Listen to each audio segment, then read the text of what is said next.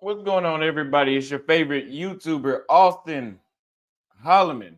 And I'm sorry if you guys can hear that noise in the background. They seem to be having a major birthday party or wedding, something going on in my building right next door to my apartment because I stay near the balcony, the community balcony where everybody goes to.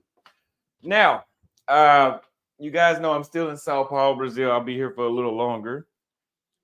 But last night and this morning, I was like, man, you know what? It's a lot of stuff to do in Sao Paulo, but I'm getting kind of bored. I'm not really as excited being here right now. Doesn't mean it's a bad city, doesn't mean I hate it. But my level of excitement is not really there. So either we're going to have to switch up the scene somewhere here in Sao Paulo, start going to a different gym on the other side of town or something because I'm starting to get bored. But when I'm getting bored, that means there'll be more work going on. So you might see me doing more live streams for longer periods of time here in the room and maybe doing some IRLs walking around. So we have a very important topic today about dating abroad. And Flight Madness will be our guest today. And I'll let him introduce himself, or otherwise known as Danny. 1MT said that all of the beautiful women are just pretty much pay for play here in Brazil. And other parts of the world, women are just starting to monetize themselves. And I was on BMT stream yesterday, and I heard Danny say that most of us aren't getting 9s and 10s, 8s, 9s, and 10s anyway. So I thought that'd be an interesting topic to cover. And let's see exactly how true that statement is. And we're going to go ahead and bring them up. What's going on, Danny? How are you doing? Yeah, I'm doing great, man. Good evening over there. It's evening in Brazil. It's like morning over here in China. What part of China are you in? I'm in the southern part, so it's Chengdu, so the place with the pandas. And for you guys who like Chinese fast food, Kung Pao chicken comes from here. Really? Okay, so would you Yeah. introduce yourself, who you are, what you do, and just a basic synopsis of you? Okay, so my name's Danny. Flight Madness. I do YouTube. I've been living overseas for about 15 years of my life, but like my adult life, about 10 years. I left America back in 2014. I didn't realize we were going to have like some big movement of guys like leaving the country. So I guess I kind of got on the wave a little bit early. And basically, I left America and I've been doing English teaching overseas for about 10 years now. And now I'm based primarily in Asia and I film content just traveling around Asia, mainly in China. Where have you been to in Asia? South Korea, Thailand, Japan, the Philippines, and I've been in China for about 9 years now. And next month, I'm gonna be getting some new stamps from a couple Asian countries that I think have been mostly untapped by a lot of YouTubers or passport bros. I'm gonna hit up some new places that they haven't seen yet. So yeah. Sounds like East Timor, Mongolia, Myanmar, places like that. Yeah, you named one of them. You named one of them. Okay, so to get into today's topic, and before we're going to get into today's topic, let me read the first super chat because it is relevant, and then we'll go to the first question I have for you. Flight Madness, which is you, says, are us Americans getting that top tier cat overseas? Let's find out today. Let's find out today, and appreciate the super chat as well. What led you to believe that Americans can't attract women that are considered beautiful by the locals in these other countries? Yeah. All right. So first of all, we need to clarify for the guys who maybe aren't familiar with what we're talking about in detail. So we have like kind of foreign beauty standards, and we also have like the beauty standards that us maybe Americans or maybe specifically Black Americans, what we have. And usually what we consider to be beautiful is very different than what local guys consider to be beautiful. So I think a lot of guys in this chat, when we see like a thick Asian girl with like a big butt, we think, wow, man, that girl is hot. Like that girl's an 8, that girl's a 9. But I can almost guarantee you that in her society, like an Asian girl with a really big butt, she's probably not considered a 9 in her society. A lot of the times, she'll be lucky if she's considered a 6. So, we need to clarify that there's difference in beauty standards. And I know a lot of guys, like, they have this kind of mindset of like, oh man, there's no such thing as beauty standards. Like, it's in the eye, beauty is in the eye of the beholder. But that's a very American concept. Beauty being in the eye of the beholder is a very American concept, because in America, like, what happens? Like, Austin, you're just in America. Like, everybody thinks they're beautiful, right? Like, every girl, no matter if she's like super overweight, she's like, I'm a 10. And that's what happens when you live in a society where women, like, well, there's not like a set beauty standard. And in America, I think there is generally a set beauty standard. Like, it seems like a lot of countries generally follow like a European beauty standard, where like generally more European features, whiter skin, like kind of more prominent nose or something, are more considered more attractive. But in America, it's generally like there is a wider variety of taste, so it's not as strict compared to a lot of other countries. So basically, when I'm saying that foreigners, basically, if you're not a local, if you're not from that country, you're probably not. You don't have access to the women that are considered 9s or over, like over a 9 in that country. You generally don't have access to those women the same way that a very successful, rich, well-connected, handsome local guy, he has access to those women. You generally don't as a foreigner. So let me ask you this: what are you attracted to? What are your standards in Asia? Like, what do you look for? Is it something that they wouldn't consider attractive? Yeah. Okay, so this one thing is really important, guys, and this is one of the reasons I really love Asia, because like as a black man, the types of women that I find attractive are generally not the types of women that are really sought after by local guys. So for me, like when I see like a thick Asian girl, like I like girls who go to the gym, but I also like them to be really thick. And generally speaking, like rich Chinese, I'm in China right now. Rich Chinese guys are not going after Asian girls with huge legs and huge butts. Like maybe they like girls with huge chests, but like, they're not looking for like the thick, like the Chun Li, they're not looking for that the way we might be looking for that. So that means that you have less competition for those types of women. So you have a higher chance of getting them. But I guarantee you, like, if those women were in America, they'd probably have NBA players, football players in their inbox or something. But over here, you kind of have access to them without so much competition. So does that affect who you pick? Mm, for me, I've always been the type of guy, like, I care about quality over quantity. Like, I never cared about having like a really high leg count with like a bunch of 6s or something. Like, ever since I was in high school, I only cared really about quality.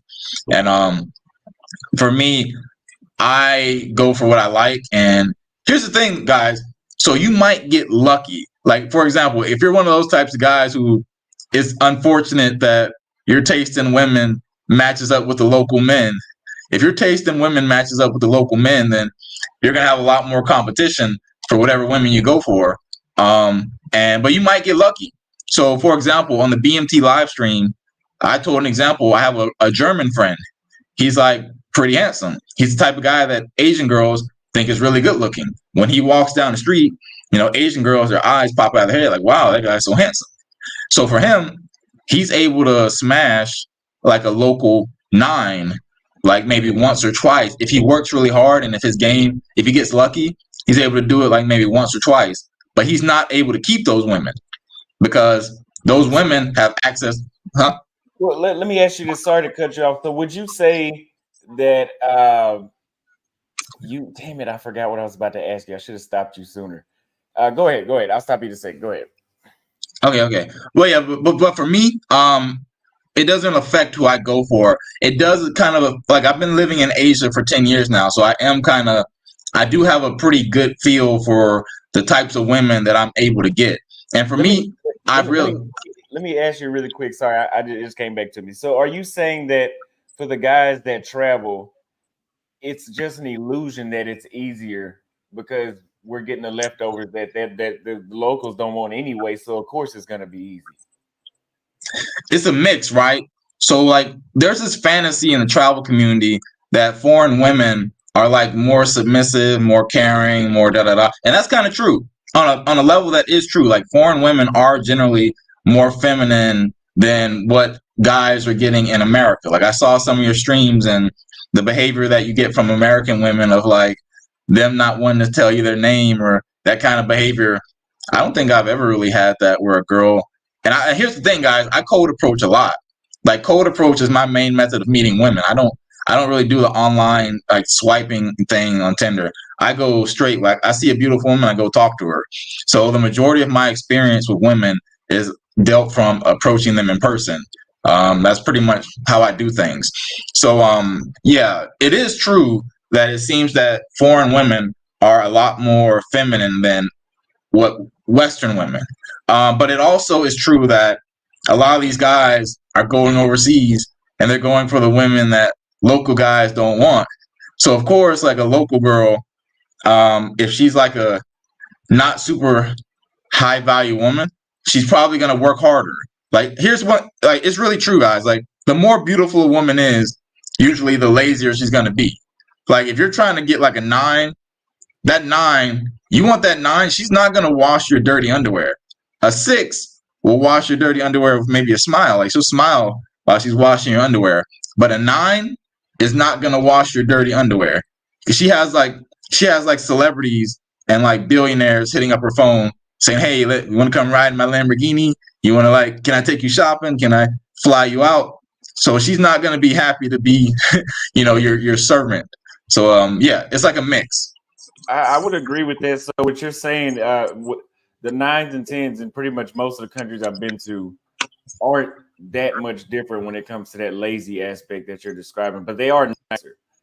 So are you saying that if you do want those women that will cook and clean and do all the stuff that we fantasize about, that they should lower their standards? So here's the thing. Like we talked about a second ago, the more attractive a woman is, like think about it, like even us as men, like we both have a lot more options with women because we left America. So we have a lot more options compared to like when we were like younger and we were stuck in one place. So we're probably a lot more picky and demanding about women compared to like when we were didn't have as many options. And that's what it's like for a beautiful woman. The more beautiful the woman is, the more options she has, like probably the more picky and demanding she's going to be, and she's going to be like probably not going to put out a lot more effort compared to a woman who has less options. So that's one thing to keep in mind. You don't have to lower your standards. Like you can get some pretty high compliance from beautiful women, but I'm saying that there reaches a limit. It's like we had a discussion about game. Game can help you get women that you normally would not be able to get based off your looks and your place in society, right? Like you might not be like a super handsome tall guy, but game allows you to get women that it allows you to get women above your kind of level in that society. So I think with some game, you can get attractive women and you can get them on your program. Like if you want her cooking and cleaning for you, if you give her enough like emotional stimulation and motivation to do that kind of thing, you can get that kind of behavior from beautiful women. So you can, if you have game, you can get the women that are usually inaccessible. It increases your chances. Like there is a limit for everybody. Like I'm not gonna tell a guy who's 4 feet tall and like ugly that he's gonna get 9s. I've never seen that before. And I doubt he's gonna get her to stick around. There is a limit to what we can achieve, but game just kind of increases your chances of hitting above your weight class. Interesting. Interesting. If you guys have a question, donate a super chat because I have my own list of questions. So can you give me an example of when you did that? When I like hit above my weight class, When you got somebody that's considered to be unavailable to, the us. well, like as I mentioned earlier, I'm very lucky in that my taste in women does not match up with Chinese beauty standards. So for me, when I first came over to Asia, I was like cold approaching a bunch of different girls, and I did like approach a few women who like. It took me a while. Like I'm good because I think us black men, we don't really match up with like the European beauty standards. Like our taste in women is different. So it took me a while to learn that my taste in women is different than like other people's, like that other people are following a European beauty standard and I'm not. So, for me, I would approach a girl who's like considered like an 8 or a 9 in China, and I think she's hot, but I'm like, she's just like another hot girl to me. And my white friends would see her and they're like, bro, that's like a 9. That's like a 8 plus or something. And for me, it's like, just a normal girl. But after doing that like hundreds of times, like cold approaching women, you kind of learn like, okay, I'm able to get these types of women. I'm not able to get these types of women. And these types of women here, and that's in society, is considered a lot higher. So I had a few instances where I got like a girl who's maybe like a 8 plus in society. But she's usually like the tall kind of model looking type. And for me, that's okay, but it's not my ideal. It seems like for me, my ideal girl, she's probably like around a 7 max in society. Maybe she could be an 8 if she's really pretty. But like for me, it seems like the types of girls I'm attracted to are considered like a 6 to maybe 7.5 in their society. I'm lucky. I'm not really attracted to girls who are like above a 7.5. So yeah, but I have gotten girls like, that I thought were really attractive. In the United States, how attractive do you think those same girls would be? Bro, I don't even think they would like, I don't think I'd have a chance in America. My perception is that because like, like we got girls like there are mediocre looking girls online, right? Like I click on Instagram all the time and I see like really mediocre looking American Asian girls. They got like thousands of guys in the comments kind of simping for them. And I'm like, bro, like this girl is like, I could walk downstairs and find a girl who's way hotter than this. But because that girl has like, Asian women are desired in America by a lot of guys. So a woman could be pretty mediocre looking and she could still have lots of choices in America. So I know for the types of girls I'm going for, even though, yeah, like a thick Asian girl who's like, even if she's kind of pretty, bro, I'm going to have to work a lot harder, man. And thank God I don't live in America, anymore anyway. Okay, so we got a super chat right here from Anonymous. He says, have either of you watched Global CZ's latest video about whether Asian women like black men? If so, do you have an opinion on it? No, I have not. You? I watched one of his videos. So I'm gonna be honest with you guys. Like I know you did a live stream on Global CZ. I'm gonna be honest with you guys. Like I feel like Global CZ, I think he has kind of like a victim mentality when I look at his videos. It's like he's always like, complaining about, hey man, like they don't treat the black man good over here. They don't want us over here. We're like outsiders. He has that kind of victim mentality. And I think that's kind of holding him back in life. I just don't like. It seems like every country he goes to, he's like, yeah, man, us black men. It's like, this ain't our place. We're like, blah blah blah. So I'd be careful. I take everything he says with a grain of salt. And his experience with Asian women could be different if he was like. I don't see how he interacts with women. I haven't seen any recordings of how he behaves around women. I don't know. I don't know what his stats are. So, you got like, who are these guys that are telling you? So look, guys, I think a lot of us know, we know like AMS, right? Like that guy who he does like alpha male strategies. AMS, he gives dating advice. But AMS, if you guys don't know, he's like 6'7". So AMS, he's 6'7", really big bodybuilder guy. And he's giving dating advice to a lot of guys who are not 6'7". So you got to know that the dating advice that AMS uses as a big guy at 6'7", it might work a lot better for him than it does for a lot of other guys.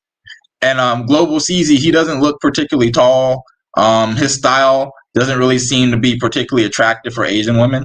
So you got to take that into account. Like, hey, this guy, maybe he doesn't really style himself to be attractive to Asian women, so that could affect his results with women. Interesting. I will agree that I noticed you got some. It's okay. I will agree that I noticed that it does seem like he's when I noticed that when he was in Salvador, that it wasn't in Berea, that it wasn't good for black men, and that was the complete opposite experience. And everybody I know that's been there, so I can agree. I don't. I've only watched maybe his videos whenever I did that stream, so I don't really know. But my next question for you is, I mean, yeah, he does have that mindset. So what do you think causes, like, what cultural differences do you think in China causes the influence of the beauty standard?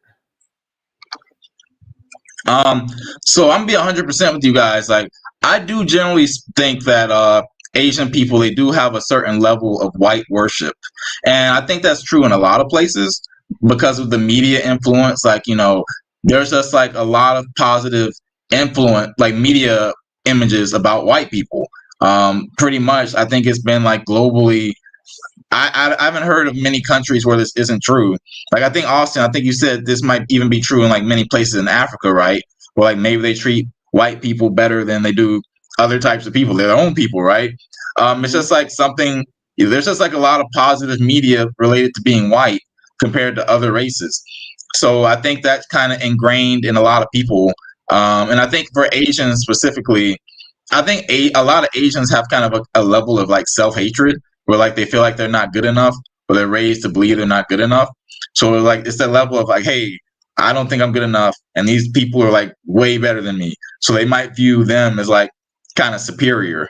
So I think it's all just kind of for Asians specifically. I think it's a mix of cultural stuff and also just the media and like historically, just whiter skin is like a what is like a sign of prestige and like like you're like a higher status person.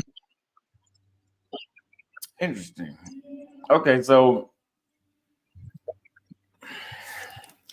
I heard you say yesterday about that you need game to get the nines and tens. Can you elaborate a little more on that? Because I kind of disagree with you on that. Hmm. So this topic of like needing game, I want to clarify what I think game is. For me, game is presenting yourself or the things about you in an attractive way and in an attempt to influence the woman somehow. So for example, some guys are really tall, so they might just like stand in front of the woman and like just based off being tall, they're able to attract women. That's their game. Some guys are handsome, some guys know how to talk, some guys have money. They throw money around trying to get women. There's different kinds of game, and there's relationship game. Like after you get the girl, do you know how to keep her? Do you know how to keep her on your program? Do you know how to keep her from like messing up the relationship like a lot of women do? When they get in the relationship, they might do some stuff that pisses you off or messes up things. So needing game, I wouldn't say it depends on you and your goal. If you're like a really tall, handsome guy, you might be able to get lots of women without game. You might not need game. But for me, I know for me to get the type of women that I like, I need to be able to verbally persuade her at least a little bit. I need to be able to like not persuade her emotions, right? Like I need to be able to like move her emotions. Like for me, I'm 6'1" and I work out a lot, and I do get like a lot of attention when I walk around from women, but I don't get attention from like the women that I want usually. Like for me, the women that I want, I have to go approach them. Now, if I wanted to just smash a bunch of like fives and sixes, I could do that. And I think a lot of guys would be happy to do that. Based off what I've seen, like a lot of guys are really happy to smash through 100 fives and sixes. And then they get on the internet and brag about, hey, man, I'm getting all these, the foreign women are all over me, man. Like a lot of these guys, they do that kind of stuff. But I'm not trying to do that. So for me, I kind of need game in order for me to get the quality of women that I want. You might not need game. Like for your goals, you might not need it. But my point is that game helps. Game can help you get those top tier women. And yeah, what was the question? I'm sorry, I've been rambling. Like, what was the question? Well, I want to ask you this too. So I'm gonna read the super chat and then we'll get back to that. Finding love in the Dominican Republic says, "Do you really know how wrong you are, Flight Madness? Beauty nines and tens are a dime a dozen in these foreign countries. You don't need a millionaire or needing game to get with them."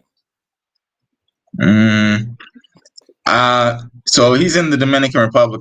Here's the thing. I mean, are local guys saying that? Because the definition of a 9 and 10 is that she's kind of above like a lot of women in society. I don't like using the word 10 because I don't, if we're being like 100% honest, like I don't think there's anyone who's like perfect, perfect, perfect. Like so I like to go. I usually don't rank women above a 9, and I think most of the channels that you see on YouTube where they rank people's attractiveness, very few people get above a 9. I haven't seen like any like real 10s. But like if it's like a 9 is a dime a dozen, your standards are too low, man. You're not looking at things the way that a local guy looks or the way that like a person who's like really scientific about this look. If you think 9s and 10s are everywhere, I'd say that your standards are a little bit too low or they aren't adjusted to like what local guys think is beautiful. I could be wrong, but like this statement that 9s and 10s are everywhere, I think that's a statement of a person who maybe doesn't have very high standards. Okay, so would you say that most dudes that travel, I guess, passport bros, don't have game? They don't have the ability to maintain a woman. This really shocked me because I was on a live stream the other day and a lot of the guys were like over the age of 40. So it was like kind of older guys. And for me, I thought that like the older generation of men, they grew up, they were meeting women before this whole online thing. So I figured like these guys, they know the importance of game. Like in Black American culture, we got like we got these pimps, like the actual pimps who are out here pimping women, and they show you like how their mouthpiece can get a woman to do almost anything. So like I feel like the older generation of men, you would think that they would appreciate game, but I was really shocked when I was on this live stream. Like all these guys were like laughing at me, like they think because I'm too young or something to understand or something. Like I don't know what's going on, but basically they were trying to like make it seem like I'm too young to know what the heck I'm talking about. But dang, bro, I just forgot your question again, bro. I'm rambling again. What was the question? My question was, do you think that most of these passport bros don't have game? They can't maintain a woman anyway. I would say most men don't have game because first of all, I'm friends with guys who like have a dating coach company, and like there was a big crackdown in the media on like guys learning pickup. Like a lot of guys like back in the day, they had these like hidden camera videos where they would like, go approach women and like they would show like the whole process of like from cold approach to how you get her into bed. They would show and they would have that on YouTube. Like if you go back in the like maybe some of you guys are too young to remember this, but back around like 2000, from 2010 to like 2000 maybe 14, it was pretty common to just go on the internet. You can see guys cold approaching women, making out with random women. Tons of videos like that, like RSD. Basically, there were a lot of pickup companies that were teaching this kind of stuff, and the media kind of cracked down on this. Like, hey, look at what these guys are doing, and there was like a big crackdown, and a lot of pickup companies went out of business. So basically, it's kind of like a lost art, like game, like being able to game a woman, like from cold approach or whatever to like getting her into bed. They don't really teach it as publicly as they used to. Maybe some of you guys remember that book by the pickup artist Neil Strauss called The Game. That was like a really popular book in pickup artist culture, and that culture doesn't really exist anymore. Like a lot of those companies went out of business. Like guys aren't really learning how to get women the way they used to in the early 2000s. So what do you think language barriers makes a huge difference in this situation with the type of woman you get? Yeah, there is a like women want a guy that they can communicate with. And if you look at the behavior, a lot of passport bros go to countries, what? Colombia, Brazil, Thailand, where it's like, you don't need to communicate, you just need that money. You got some money. And I think that kind of, you saw yesterday, like you saw on the live stream, I don't know why guys kept bringing up P for P. Like, I don't know why. That wasn't even the topic of conversation, but guys kept bringing it up for some reason. And it's like, I think that kind of skews your perception, right? Like if you only go to these countries where there are a lot of women who are happy to give it up for like $50, that's going to change your perception of foreign women. And a lot of passport bros, they go to those kind of countries, and they we need to branch out, because if you go to a richer country or a more developed country, you're not going to get no hot Chinese girl for $50, bro. Like, Chinese guys are out here throwing millions of dollars at women. Like, you're not, I know you've probably seen those stories of like Chinese guy buys 20 iPhones for girl to propose or something like that. That's what guys are doing over here in the richer countries. So I think that kind of, when you realize how much money guys are throwing at women, it'll let you know, like, hey, like, you can't just go to these poor countries and like, oh, I'm American with a passport and $100. I can get baddies. But yeah, you need to speak the language. Speaking the language helps you communicate, helps you get the girl, and helps you keep her. And, it just makes things a lot easier. So do you speak Mandarin? Yeah. I studied Chinese for over 6 years. Fluent. Like, I'm enough. I can date. I had like a 2-year relationship with a girl who didn't speak any English, and during that time, like, my Chinese was freaking good. Like, and she spoke in the local dialect. Like, in China, different parts of China, they got their own kind of dialect. So in my part of China, they speak like the Sichuanhua dialect. And I dated a girl, like, my accent was getting better. Like, I wasn't like, I can't speak like a local, but basically, my Chinese got really good from dating a girl who doesn't speak any English. Okay, so do you think stereotypes about Americans limit the quality of woman you can get? Generally speaking, Americans, based off what I've seen, we do have an overall positive image in most countries. I would say most countries I've been to. There was a time, like, a lot of guys got angry at me, right? Like, if you look at my YouTube channel, I made a video that had like Donald Trump in the thumbnail, and what I talked about was how when Donald Trump was president, it kind of made things awkward for me here in China, because so many Chinese people hate Donald Trump, and they talk trash about Donald Trump. So, it's kind of awkward. Like, if you walk into a room of like Chinese business people and they're talking about how much they hate Donald Trump, and hey, I walk in like, hey, I'm American. I go in like waving my American flag around. It makes things kind of awkward. So a lot of guys got on me. Well, I mean, not a lot. Yeah, a lot of guys jumped on me in the comment section because they thought that I was saying that I dislike Trump or something. I don't really have any strong political opinions about this. I'm just stating the facts. I'm stating the facts that when Donald Trump was president, it did make things awkward for Americans in China. Yeah. So are there a lot of American men in China? Yeah, like, I work at a university and most of my coworkers are American or from the UK. There's not many American black men. Like, I think I'm one of the only few American black men, maybe on YouTube. Like, if you look at YouTube, like Black in China, I'm like the only American black guy, I think, who's putting out regular content about China. Most of the other guys are African. So it's like, I don't think there's many black American guys who are crazy enough to come over here. But the guys who do come over here, they enjoy it. But yeah, there are some Americans. Why do you say crazy enough to go over there? I started to realize, so I started getting into social media like a year and a half ago, like back in 2002. And I didn't know at the time that China had such a terrible image in America. Like, guys would hear that I'm in China and they would think, oh, like, are you under surveillance right now? Like, are you like locked up? Am I in jail? Like, a lot of Americans have like a crazy idea about what goes on in China. Like, they think that as soon as you get off the plane, like, the government just like arrests you and like programs your brain or something. Like, there are a lot of people, like, if you look in my comment section, especially in my YouTube shorts, there are lots of people who think that I'm like a spy for the Chinese government, that I like make Chinese propaganda. And it's like, they just can't believe that a black person and like American has anything good to say about China. So I get accused of being a spy all the time.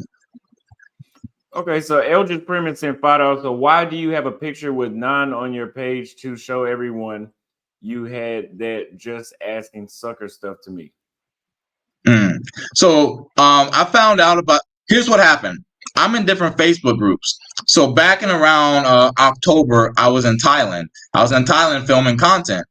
And I think it was like late October, November, I posted a clip of me and that girl Nan in like the Facebook group. like many different groups, probably in your group too, like Enlightened Western Men. And I got like a lot of comments, people saying, "Hey, that's like so and so's girl." And I didn't know who like the guy was, like Game Abroad. I didn't know who that guy was at the time. It was back in November, and I think his channel wasn't as big back then. So I had a bunch of people, but I was already planning on using that clip and that thumbnail at that time. So like it wasn't really anything against him. It was just like I was already planning on doing that. And the girl, she hopped all up in the video. Like you saw that. You saw in the video. Like I didn't pull her into the video. She jumped on me, and she did that twice. I only caught it on camera once, but she did it twice. Like like she was kind of aggressive with it. And yeah, but it was just a good thumbnail. And I knew when I posted the video recently, I knew it was going to get some kind of controversy. I had no idea that that girl was so popular, because literally like every day I get like so many comments like, "Hey, that's Nan, that's Nan." I'm like, how do all you guys know Nan? Like that girl's famous, man. But yeah. Okay, and we got another $5 super chat from James Morton. Thank you for the super chat. And another one from Fine Loving Dominican Republic. He sent another $5. But when you send the link, Austin, I want to hop on. I'll open up a discussion here in a few minutes. So, since you said that there's other Americans in China, can you give me an example of when you've seen American men struggle to date an attractive woman in China? Honestly, I don't think us Americans, we have we have privilege, man. Like honestly, we have privilege. Like in terms of like our attractiveness, our country is pretty much up there, pretty much near number one in terms of like how attractive our country is. Now, our country is not very accessible to Chinese people compared to like maybe European countries, so that could affect things. But generally, like when people hear USA, America, people are like, "Dang, I wish I had that passport." Like I was talking to one of my friends today. He's from that country, Libya, where they got Gaddafi. His family is very well connected with the Gaddafi regime. Like the leadership there. And he was telling me, "Man, your American passport, man. Like I wish I had that." And but yeah, man. I don't think you're not going to get rejected for being American. Probably not. You're more likely to get rejected based off your appearance or maybe your race than your nationality as an American. Like unless you're coming from like some kind of third world country where there's like a war going on and the currency is really low and nobody wants to travel there, you're probably not going to get rejected based on your country. It's generally a positive to be from America. So I wouldn't say I've seen any instances where being American, like, "Oh, I can't get chicks because I'm American." Like I haven't seen that in 10 years. Well, what I'm saying is like, for example, I've seen some guys come to Brazil, go to Thailand, and not Thailand. They went to Brazil and they couldn't date there because they're still operating off of American ways of dating. Oh yeah. Oh yeah. So yeah, I've seen guys do that. Were you at that point one time? Yeah, I was at that point. Like, so right now, guys, you guys got to understand that YouTube is really a blessing because we got content creators like Austin, like me, people who are out here like giving you guys info about how women are. But back then, there wasn't much info. So when I was dealing with Asian women, it took me a while to figure out like, hey, like I don't treat them like American women. Like I don't need to play all these But there's a difference between playing games and having game. So when I say playing games, I'm saying like, "Oh, I got to wait like 3 days to text her. Don't want to seem too thirsty, whatever." Like playing those kind of games. It took me a while to realize that, hey, I don't need to do that. But I'm a slow learner. Maybe a lot of other guys learned it before me.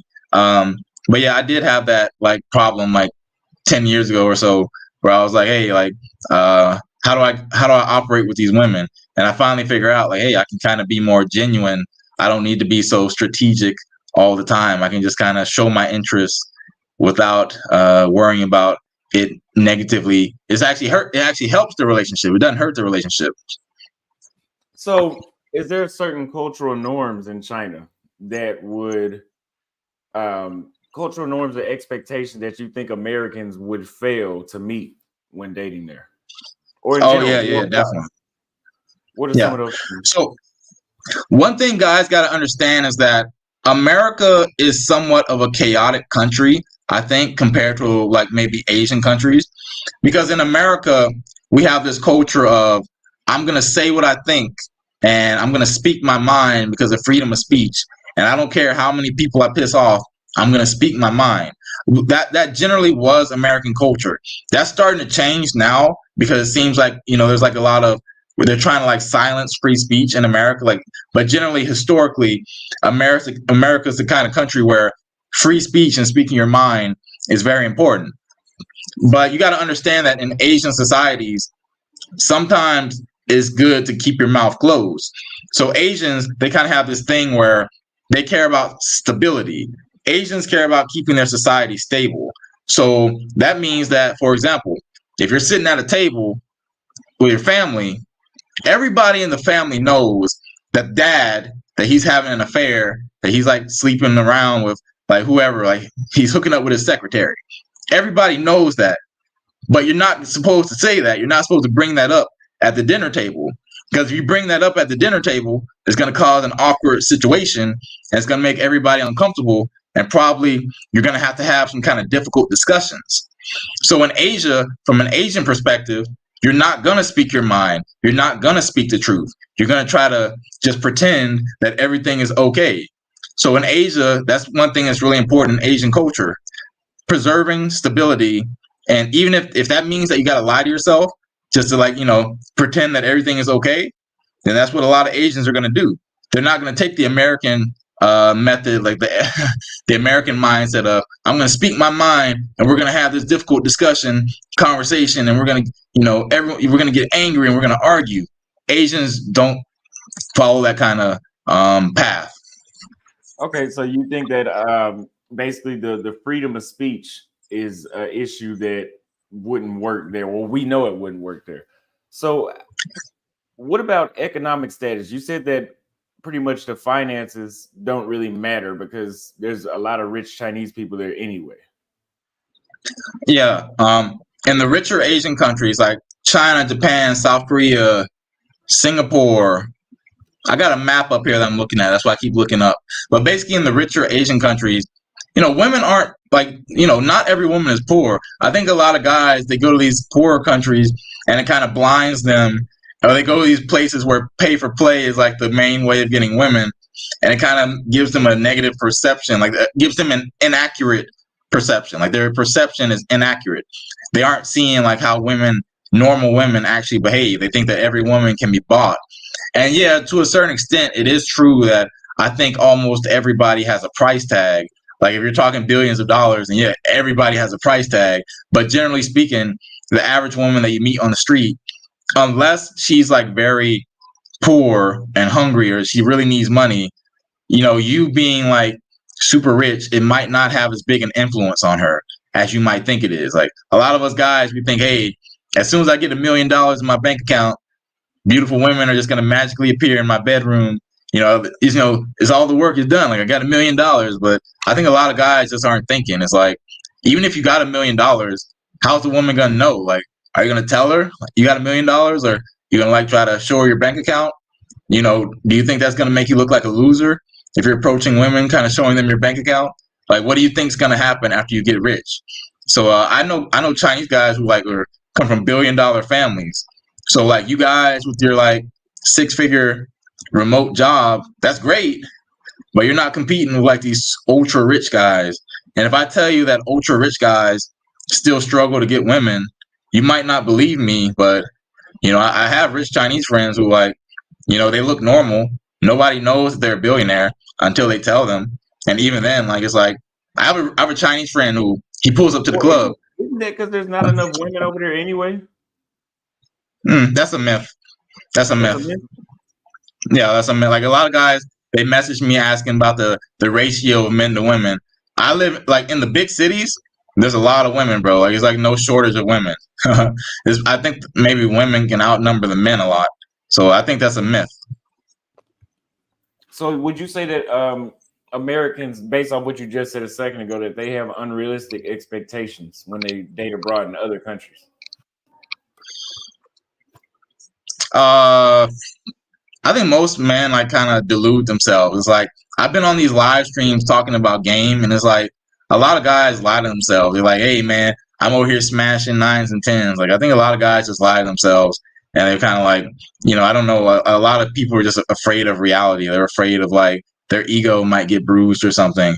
But yeah, it's possible that like the YouTube generation, if we're like presenting a false image, like a lot of us are kind of capping a little bit when we like put these thumbnails of smiling women, but we're not really telling about the dark stuff that goes on behind the scenes. It's like, I've had this problem. I think Austin, you've also had this problem where we work with these women, we film YouTube videos, and we show the good side, but there's also a lot of downsides that we don't put on camera. And I think it kind of gives guys a false impression that everything's always smiles, and like, maybe sometimes a woman doesn't feel like being on YouTube or filming, but I'm trying to make this money, so you better smile, and like, when I pull out this camera. I would agree. That's why I'm really not putting women on camera like that anymore, because I'd rather sustain myself without them. Because there's plenty of YouTube channels that don't have women that also travel. But the audience has to kind of either adjust or switch a little bit for that. But that's going to take time. So would you say there's any success stories of Americans dating attractive women in China that would contradict your beliefs, like an exception? It's pretty rare because like pretty much 99% of the time, most guys don't have game. So like if you see like a really a hot girl with a guy, usually that guy is going to be equally attractive in some way. Like that guy, he's either really tall or really good looking. I rarely, see or like he could be super, super rich and he's like blowing bags. Like he's like walking at like the Gucci store is right across the street from me. It's like apparently that Gucci store in my city is like the most profitable Gucci store on the planet. So I often see like, Chinese guys walking around holding Gucci bags and he's standing next to a beautiful woman. But, that guy, he's probably super rich and he probably, he might take her to the Gucci store multiple times a week. So that's the type of money that we're talking about. But where like an unattractive guy is going to be like walking around like a 8 or a 9. But usually it's like all the time. If I see like a hot girl, she's with a hot guy. Very rarely do I see like a hot girl with like an unattractive guy, physically unattractive. Okay. So put a one in the chat if you guys can hear me. You should be able to hear me right now. Well, I know he can hear me just fine. So would you say that your viewpoint on how you view dating in Asia is different in different regions or cities? Like, does some of these facts change depending on where you are? Yeah, so it seems like there are some countries where women are generally more happy to date foreigners. It seems like I think most guys could agree that Thai women seem particularly excited about foreigners compared to maybe Japanese women. Like Japan is actually pretty famous for like Japanese people love Japan. So like they really don't travel compared to like other Asians. But for Chinese people, it seems like a lot of Chinese people are always trying to go somewhere else. Like I got a girl now, she's actually in Pattaya. I was like, what? Why are you going to Pattaya? And like Chinese people, they love Pattaya. They go to Pattaya for the beach. And I met a Chinese girl when I was in the Philippines. And like you can find Chinese people always outside of China. And so I think generally Chinese people are pretty excited by foreigners. They're pretty excited by foreigners, contrary to what the media might tell you. Like the average Chinese person, I think your chance of getting a hot girl here who like is really excited to like be with you because excited about your foreign culture, that is like a pretty high probability over here. A hot girl according to American standards, right? Yeah, and generally like you can get like these pretty hot girls by local standards too. It depends on your stats and your game. Like if you're like a really tall, good-looking guy and you got game, then you do have access to like 8s and 9s. Although your chances of keeping them might not be super high because the competition is just so high for those women. So would you say social media has changed the perception of what's beautiful in other countries now? Yeah, so recently I've been noticing a trend where like there are like a lot of Chinese girls, or a noticeable number of Chinese girls, who are like getting like their skin tanned. So like today I was hanging out with a girl, and like she had the same color skin as me, maybe a little bit like, could be a little bit lighter, maybe darker, I don't know. But basically like they're getting these kind of tans now. It's like it's a niche, but it's definitely growing. Like, tanning salons are getting popular here in China. I've been noticing it, and it's like pretty, basically like they see a mix of stuff now. And like there are a lot of Chinese people, like young Chinese people, they love hip hop. They love rap. So like in China, like the rap industry is really big.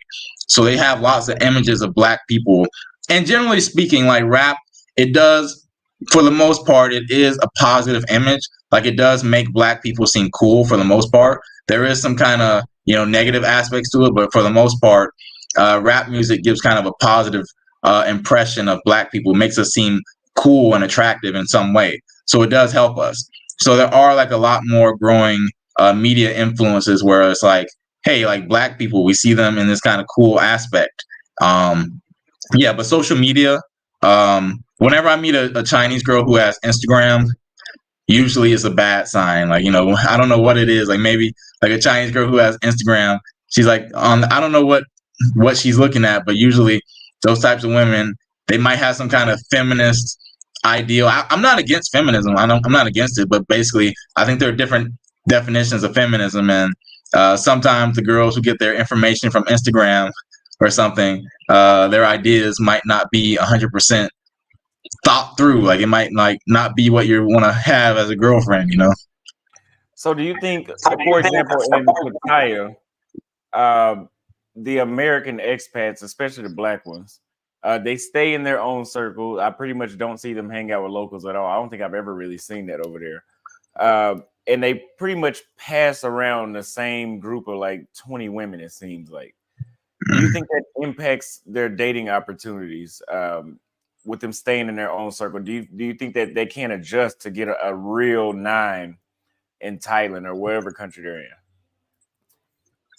So this is something it's not just specific to Pattaya. This is specific to like places where there's a high concentration of foreigners. If you're in a place where there's a high concentration of foreigners, like there's like a foreigner nightclub where a lot of foreigners hang out at, you're gonna generally see that a lot of guys, like, it's like the same women.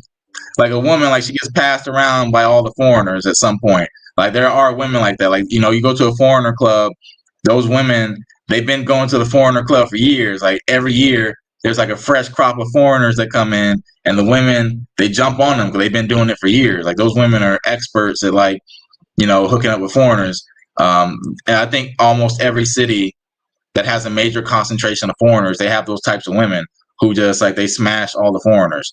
So it's not specific to Pattaya, but I will say that based off what I've heard, for black men and what I've seen, it's like we don't really have a good reputation in terms of like, spending money on women or treating them the best. And I've heard that does negatively affect some people. Like for example, Pattaya, you gotta put up some money. If you ain't putting up money, the girl isn't interested a lot of times. And if she thinks that black men are cheapskates, she might not even be interested in giving you the time of day. So, yeah. So I forgot the original question. It was like something about, does that limit us or something? Yeah, does it limit us? But let me ask you this too. Do you think being black is automatically a limit on what you can get? I will say for some women, there are some women who like if they're going to look, here's what you guys got to understand. Most women would prefer to date a guy of their own race. But I think most women, they would prefer to date a guy who he comes from the same culture as me, same race, same language. Like there's, because it takes more work to date a foreigner. Usually the girls who want to date a foreigner, like who prefer, like I only date foreigners. I don't date local guys. Usually those are the types of women who like they got rejected by their local men for some reason. Like maybe like their body type or their look just wasn't very attractive, or there's just something about them that a local guy would not find attractive. That's usually what I see, like for those women who say, like, no, I don't date local guys. I hate them. Usually those women, they got rejected by those guys, and then they just date foreigners because they know foreigners think they're more beautiful, or they feel like they can get a better deal with foreigners. Like me. That sounds like me. That Oh sounds yeah, like what me, do you mean? sir. I only date foreign women, foreign only. Oh, yeah. I mean, it's working out for you. You know, it's working out for you. Like sometimes it can be a blessing. Like I think a lot of girls like they realize hey, they got rejected by local guys, but there might be like a good looking like foreign guy who can like fly them out, give them a lot better treatment than they could get from a local guy. Yeah. So, bro, I keep forgetting the question, bro. I don't know why I keep doing it. I keep rambling and I forget the original question. The original question was, does being black put a limit on you? You think automatically?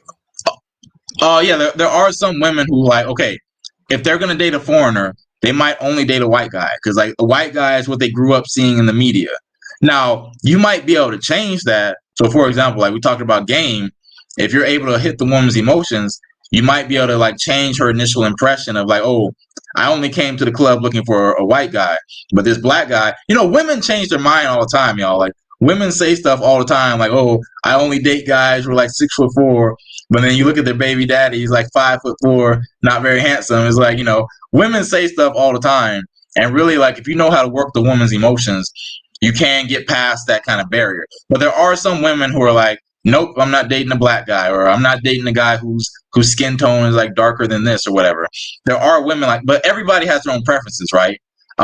Generally speaking, Asia, there are going to be a higher percentage of women who prefer dating white guys or guys with lighter skin or something. But I think there's still enough women over here where you can get satisfied. I feel like there's enough women, like, especially if you know how to cold approach. If you know how to cold approach and you have like decent game and you're just a decent looking guy, you're in the gym or something, you're pretty clean cut. If you speak the language, if you know how to make the girl laugh, you can get a lot of action over here. Okay, okay. I can we can come back to that one. So, what do you think that the local men in these other countries think about Americans dating their women? I think the way they see it more as foreigners dating their women. So I've noticed, like, when I'm on Chinese social media, Chinese social media is very toxic. Like pretty much everybody on social media, like Chinese social media, they get attacked. Like I saw like a beautiful Chinese woman, and she was kind of dating like a not very attractive Chinese guy. And in the comment section, like they had a baby together, and all the people in the comment section, there's always like these negative hate comments, like, "Oh, she's just dating him because he's rich," da da da. So Chinese social media is kind of negative in that aspect.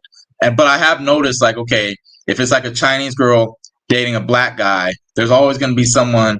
If the black guy, like, if you're like a really good looking black guy, there you might get less hate. But if you're like not a good looking black guy or your skin is like super dark, there's going to be some negative hate comments, some racist. But if it's like a white guy, a good looking white guy with like a Asian girl, there's not going to be so many hate comments. So there is that kind of perception where it's like, I guess like we talked about earlier, there is that kind of white worship thing where they feel like, okay, this Asian girl, I don't like it that she's dating a foreigner, but she's dating like a high status European guy, so I can't hate on that. Like, shit. If I was a girl, I might do that too. But if they see a Asian girl with a black guy, they might feel like, oh, she's only with him because his BBC or this girl, blah blah blah, something like that. So they might hate. But yeah, you're not gonna get a lot of hate just based off being American. It's usually based off your race and your appearance. Interesting, interesting. So, do you think black men are desired globally, like a lot of people say? I have a friend. He told me this quote: "Black men are desired, white men are preferred." And I think that's pretty true. Like black men are desired. We are just like you can get laid as a black guy. Like they will hook up with you. Like they will, like a hot Chinese girl, she will hook up with you. Now, if you're able to keep her, that depends on the circumstance. But generally speaking, like yeah, they would prefer it if you like had white skin. But it's like, okay, think about it, guys. A woman would prefer it if you were like 6'5", a billionaire, and like really handsome. They would prefer that. But you don't have to be that, and a woman will still be with you. So like, yeah, a woman would prefer it if you were like her ideal, but it doesn't mean that she, won't still be with you even if you're not. So for me, I'm black. I would have like a higher percentage of women who I could get if I was white, but I'm still able to get women, like without, and even for a white guy, if you're a white guy and you're 5'10", it would be better if you're a white guy who is 6'5". It would be better, but it might not matter. So, like women have their preferences, and you don't need to be like the woman's like perfect ideal in order to get with her. I don't think anyone's perfect. Like, there's always some room for improvement for most guys, like where a woman would say, "Hey, I wish you were like this," but it's like she'll still be with you anyway.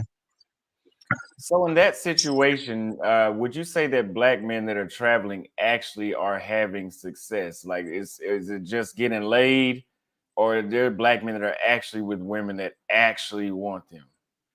Yeah, definitely. Like there are black guys, like especially if you're a good-looking black guy. I'm gonna be honest with you guys. Like I have kind of a bias about this because I've seen the effects that being good-looking can have. Like I have friends who are good-looking, like who look like models, and it's like it just makes it a lot easier if you're good-looking. Like so for example, like if you're like a black guy who's like 6'2", and like you're tall, like a lot of girls can like you because you're tall and you kind of fit some kind of image. Okay, like a tall black guy with tattoos. There are these. I've seen some models in my city, like some kind of. They're black guys. But they're basically models. They're good looking guys. So they get really, I see them with hot chicks. Like I see them walk around. Like, hey man, like black guys are killing them, man. Especially if you're good looking. Like they're killing it with the chicks. If you're a basic or kind of average looking black guy, nothing particularly special about you. You need game if you want to get like a what I would consider probably higher quality. Like if you're not particularly good looking black guy, you might need some game usually. I think most guys need game. But yeah, man, like black guys, you can get good women. I just think a lot of black guys who come overseas, like we don't bring like the highest standards with us. I honestly think like a lot of us, maybe we kind of have low standards, man. I'll be honest with you, man. I feel like a lot of black American guys, we have low standards with women. So my advice, and you can verify this if you want. I say that black men pretty much don't have love in a lot of places genuinely, unless if you're in Africa or unless if you're somewhere in Latin America where there's a high amount of black people anyway. Would you agree with that? I agree with that if you're looking at it from the perception of women who are actively looking for black men and like that's their number one preference. Like I think a lot of women will date black men. But is that like when she wakes up in the morning, is she like and she goes to the nightclub, is she imagining that she's gonna meet like a black guy and that's what the picture in her head? No, because honestly, what are the types of black guys that they see? They usually see African guys and African guys, they might not have a reputation as like being particularly high status or like, having like tons of money. A lot of them have the perception like it could be like maybe you could clarify, Austin, whether it's real or false, but like they kind of have the perception of Africa as being poor, is like nobody wants to go there, etc. And so a lot of African guys, they carry that stigma. So it's like when an Asian girl sees like an African guy, she's not looking at him like a higher status male the way she might look at like a European guy. So that affects things. So it's like I understand why an average Asian girl, she might think that she doesn't want to date a black guy. She might think that. She might completely change her mind when she meets a black guy that she thinks is attractive. But I understand that she might not naturally wake up every day hoping that she meets a black guy. I would agree. Africans don't have the best reputation. I've met women in Bolivia, and she asked me if they had malls in Bolivia. I mean, in Kenya. So Mm. that being said, that says pretty much all you need to know. I don't know why people are saying my volume is lower, but I can hold my microphone here. It shouldn't be lower. I'm using the I microphone. hear you fine. Yeah, I don't know what they're talking about. Anyway, I could say this: being in Latin America, I'm kind of getting tired of this shit. I'm getting tired of this. Like it doesn't mean that I'm not getting any success because I'm pretty sure I am getting success more than most people watching this damn stream would. But the thing is, there's a lot of situations I've been in where I'm with white guys. I walk up speaking, I'm speaking, but they're looking at him to speak first. Mm. And it's not some shit that just keeps it's not some shit that I'm just imagining because it didn't happen once. It's happened probably 10 times at this point. Mm, Last night, for example, we went to a club here in Sao Paulo, and if you don't know, there's plenty of black people in Sao Paulo, but it's still more white, white centric. It's focused around that. Brazil has been the whole one of the countries that's pretty much they want to whiten everything, except for in places like Salvador, which is completely different experience there. So we're asking these chicks, it's an Asian guy and we're asking them, do they speak English? She said it in English at first. We're not in an English speaking country. Okay, they didn't understand. I speak Portuguese too. So I asked them in Portuguese. They forgot both languages. They forgot their first language and the language that they weren't born with. Then they just said, oh, I don't speak any English. And then we tried to ask them something else, and then they're just looking at us like, get the hell out of our face. So I took it initially as, oh, okay, like they're just not interested. Some chicks just behave odd when they're not interested. Okay, whatever. 10 seconds later, we came with 3 other white guys. 10 seconds later, he asked them the same question if they spoke English. They became fluent in English when he asked them that. mm, And that could have been just one scenario where, oh, maybe maybe that was just their type. That's not the first time that shit has happened. It's happened too many times. And I'm not some fat, no haircut, yellow teeth, face isn't washed, dirty clothes. Like I'm a pretty good, I take care. I'm pretty sure based off of how much action I've got out of 21 countries around the world, I know I'm attractive on every continent, so mm, it's just certain areas that I believe. And listen, I don't give a damn. I don't live here. I'm going to the next place to figure out what that place is. This is just research. I'm just figuring out what places are right for me. And places mm. like Africa, Salvador Bahia, Rio, Cali, Colombia, the places like that, okay, it's good for that. But yes, a lot of people are butthurt. They keep saying, go to the next chick. Listen, motherfucker, if the motherfuckers are racist, you can't just go to the next one. It's fucking stupid to think that. So what are some particular behaviors or traits you think Americans should adopt to improve their success when dating abroad? Yeah, I mean, just to comment on what you said really quickly. I've had that situation happen, but it's only like when the white guy next to me is like really handsome or pretty handsome. Like usually, like I'm able to keep the woman's attention. But like if I'm standing next to like a handsome white guy, it seems that pretty clear to me that I can get women, but a handsome white guy would be preferred over me initially in terms of physically. So if I'm like competing physically with a guy, like a handsome white, if he's like a normal looking white guy, like a not really special or not particularly tall white guy, then yeah, like a woman will prefer me. But if I'm standing next to a guy who has like really good facial features, like my German friend I told you about, then yeah, like he will generally get the attention until I like say something that gets the woman like laughing or something. Then she'll be paying attention to me. But like usually I have to like do a little bit of work in the beginning. And I hate like life isn't fair, guys. Like life is not fair. It's not fair that kind of white guys have this advantage where they're perceived as just more attractive. Just it could be the media, it could be programming. It's not fair. But it's also not fair that like we were born in America, right? So we have American passports. We can travel overseas. We can make money. We can live a pretty good life. That a lot of guys in other countries can't do that. So life also isn't fair in many ways. So that's just like one small advantage that white guys have is that they just have that kind of initial. And like the white guy, he might fumble it. Like just because you're a good looking white guy, it doesn't mean that every woman's gonna be interested in you. Like they do get rejected. Like white guys get rejected all the time. Like I have a friend from the UK. He's like 6'2", like pretty decent looking white guy. He gets rejected by women too. Like women will reject you for whatever reason. Race is just like one aspect. But it's one that gets the most attention because it's something we can't really control, right? It's like height. It's like height. Guys who are like shorter than a certain amount, they you got to like work harder, and it's like it's not fair, but it's like life isn't fair. But yeah, you asked me about like what traits Americans should adopt to have success. Yeah, to improve their success. Yeah. Basically, dang, I had a really good one, so I just went off on that monologue, man. It's like 6 in the morning here, so I'm like, but I'm fully awake. Don't worry, I'm fully awake. But it's like I'm trying to like, I got a lot of stuff I'm trying to say. Okay, but like, what traits Americans should? Oh, the language. Okay, that's really simple one, but it's like, maybe a lot of Americans they might have this kind of feeling of like superiority, like, hey, I don't want to learn local language. For me. I'll pull the cat out of the bag right now. Like I'm planning on going to Kazakhstan next month, and I studied Russian for like a year and a half.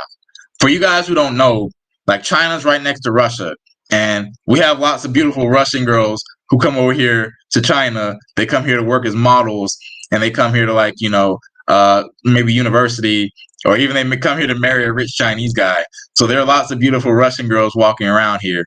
So I had a few really good experiences with Russian girls to the point where I started learning Russian. Like before the war with Russia and Ukraine, I studied Russian for like a year and a half.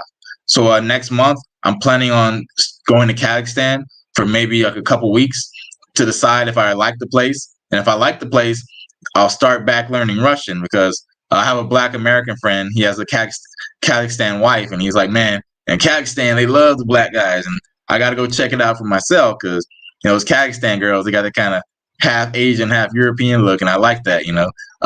But yeah, be willing to learn the language if you care about a place. Don't be one of those types of lazy foreigners who's like, you've been living in a place for 10 years and you're like, you can't even communicate to order like a cup of noodles or something. Like invest in the language. And really honestly, the thing I told you about earlier about like just be aware of like, it's called face, right? Like don't make the person lose face. So in America, like we blurt stuff out, we argue, we can be pretty combative in how we communicate with each other. And that kind of goes against like the Asian way of communicating. So just kind of, don't put stuff on Front Street all the time, like by like speaking your opinion so bluntly and publicly to the point where it might embarrass somebody or cause arguments or like a lot of negative feelings. Just be aware that that's not how people do things in Asia. They kind of want to avoid chaos. In America, we love chaos. In America, we love like, okay, our president just got arrested. We love like if there are people who are going to vote for him. Like even if he's in jail, there are going to be people who are going to vote for him because Americans, we just love chaos. We love like doing that kind of stuff. Like we love breaking the system. Americans love breaking the system, and Asians want to preserve the system. They want to preserve society. So just keep that in mind. And I'm reading these comments. Oh my God, I don't know how I do this job, man. I really don't read these comments. But it's not about, when we're talking about this white preference thing, it's not about being weak-minded. Honestly, I don't know how you guys operate your life, but unnecessary bullshit I don't have to deal with, I minimize it. Even if that means me completely eradicating it out of my life. So if I go somewhere and that little white preference thing is a thing, and it's a very noticeably a thing, it's like, oh, okay. Jotted that down in my notes. When I come back here, I know to expect this. I also don't have to fuck with y'all. That's the benefit of being able to buy a plane ticket and not being from the country or that city, is I can go. That's the entire point. And yeah, there's every continent has something that I don't like, and I get fatigued from it. For example, Africa with all their begging and stuff, I can only deal with that for so long before I gotta leave. I can only deal with that for so long. America, I can't deal with that shit at all anymore. Latin America, depending on where I'm at, this little white shit that they got going on, it seems like, okay, we've been here since November. It's time for me to go to the right city, or it's time for me to get the hell out of here completely. Trade-offs is what it is. Asia, I love it. I don't like the pollution, and I'm not into Asian women, so I can only be there for so long. So eventually, I'm gonna have to go to one of those places that I did love, and just deal with the trade-off that which is like somewhere in Brazil or Cali, Colombia, or Kenya. But yeah, I'm not gonna lie to you, man. I'm getting tired of this shit. So how do you respond to Americans who have successfully dated attractive women? Like how do you respond? Well, I guess it's not even a properly worded question. Do you know what I mean? So you're saying like the Americans who are like getting like 8s and above and locally, like how would I respond to them if they say that it's like easy to get those types of women? Mm-hmm. Mm-hmm. I would say that guy, bro, like you need to like, you're probably really good looking if you're saying that type of thing. I've never seen like an ugly foreign guy with like a 8+. Like because like I said earlier, most guys don't have game. So like most guys can only get women that are on their level. Game helps you get women who are kind of above, like in society, like the way society ranks you. That kind of is your level in the world, in that society. And most guys cannot get women past that kind of level unless they like have game.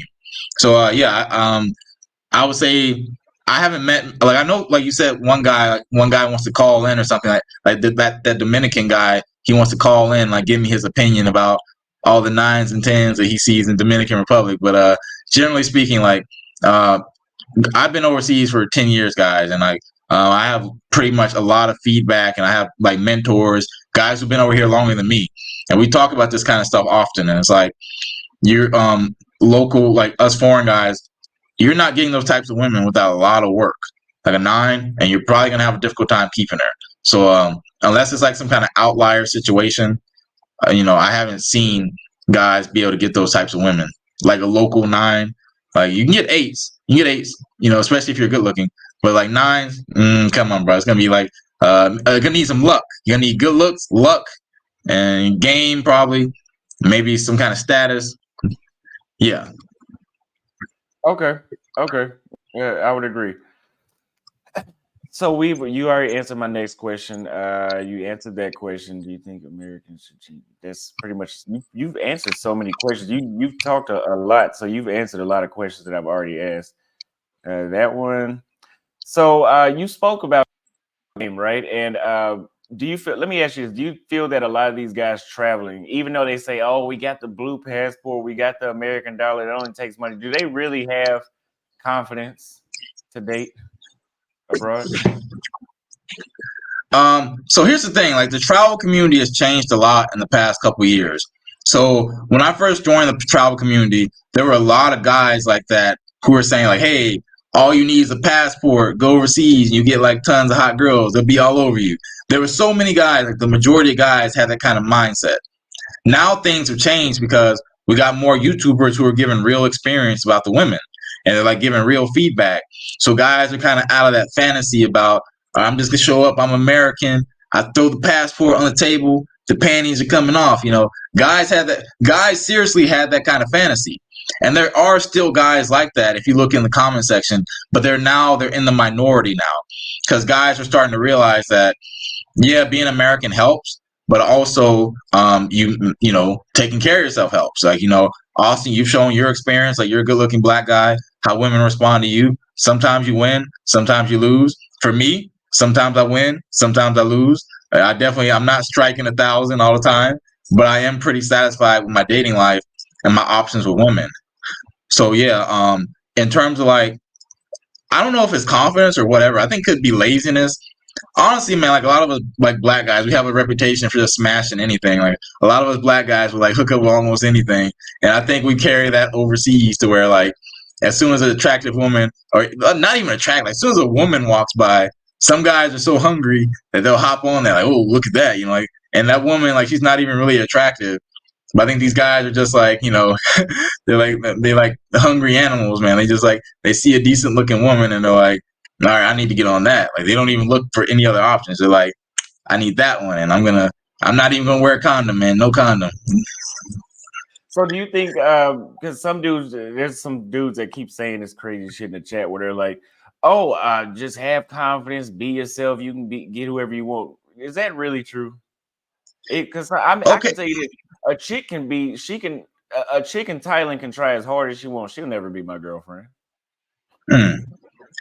Yeah. So we need to clarify. I really don't like it when guys say be yourself, right? So it's like, okay, just be yourself and the woman will like you. Here's the thing, y'all. Yourself is always changing. You're not just one thing. So, for example, if you read a book, reading that book gives you knowledge, and maybe it'll make you like a smarter person. You're kind of a different person than you were before because you got new knowledge. You're still yourself, but you're yourself with more knowledge than you had before.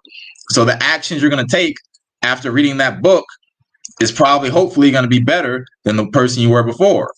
So it's kind of like going to the gym, right? When you first start working out, it's difficult. It's like, oh man, I got to learn all this stuff. It hurts, da-da-da.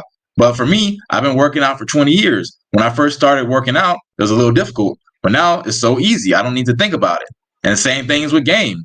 If you learn game in the beginning, it's like, oh, it feels kind of fake. And like, how do I like be interesting? Da da da. But after you've been doing it for a long time, it becomes natural. It becomes you. It becomes yourself. So it's like, I hate it when guys just say be yourself as if like yourself is never gonna change or that, something like that. Yourself is always changing. And if you have more information and a better way of doing things, then like, it helps to adopt those behaviors, because when you adopt them, it over time, it'll become natural.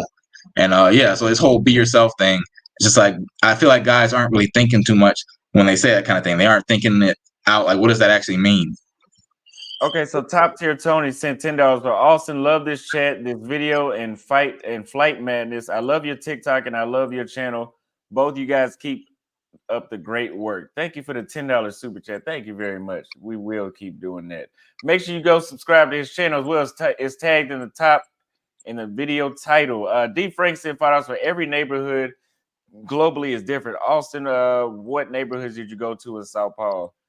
I've been to a few neighborhoods. There was one I was recommended yesterday. I'm gonna go check it out. I still have plenty of time here. I'm gonna go check it out. But yeah, this is usually why I go places for 10 days at a time.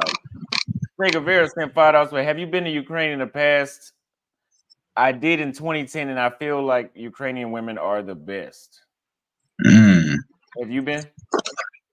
I dated a Ukraine model who was here in China, and my experience with her was like, I think I started learning Russian like before I had her, but it was like after I had her, I was like, man, Ukraine women, bro, like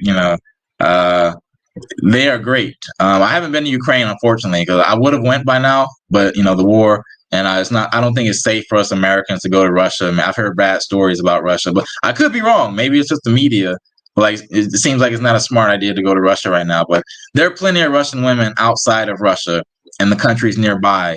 So I don't think it's too difficult to find some attractive Russian women if that's what you're into, or Ukraine women. Okay, yes, I would agree with that 100%. I've seen that when I was in Asia. Anonymous sent $10, but did he say how he ended up in China and what other non-Asian countries he visited? Also, how easy is it to teach English in a foreign country and it being a way to live abroad? Okay. So I come from a military family. My mom was in like the military for 20 years. When I was a kid, I was born in America, and I was 2 years old. We left America. I lived in Germany, and I came back to America when I was 6. And basically my whole life, my mom was telling me, like, hey, you should go to South Korea, South Korea. Because my mom, she spent like 5 years in South Korea because they got like an American military base there. So yeah, basically my whole life, I was told like, hey, you should travel. And then when I got to university, there are lots of beautiful Asian women at my university, beautiful foreign women. So I was like, hey, this is nice, and like I haven't looked at an American woman since like 2010 or something. So it's like I just kind of like naturally shifted towards dating foreign women without even like really thinking about it. And then like, I didn't want to stay in America. I wanted to go overseas. So I found out, hey, English teaching. English teaching is a very easy way for Americans to get overseas and start making pretty good money. So I left America.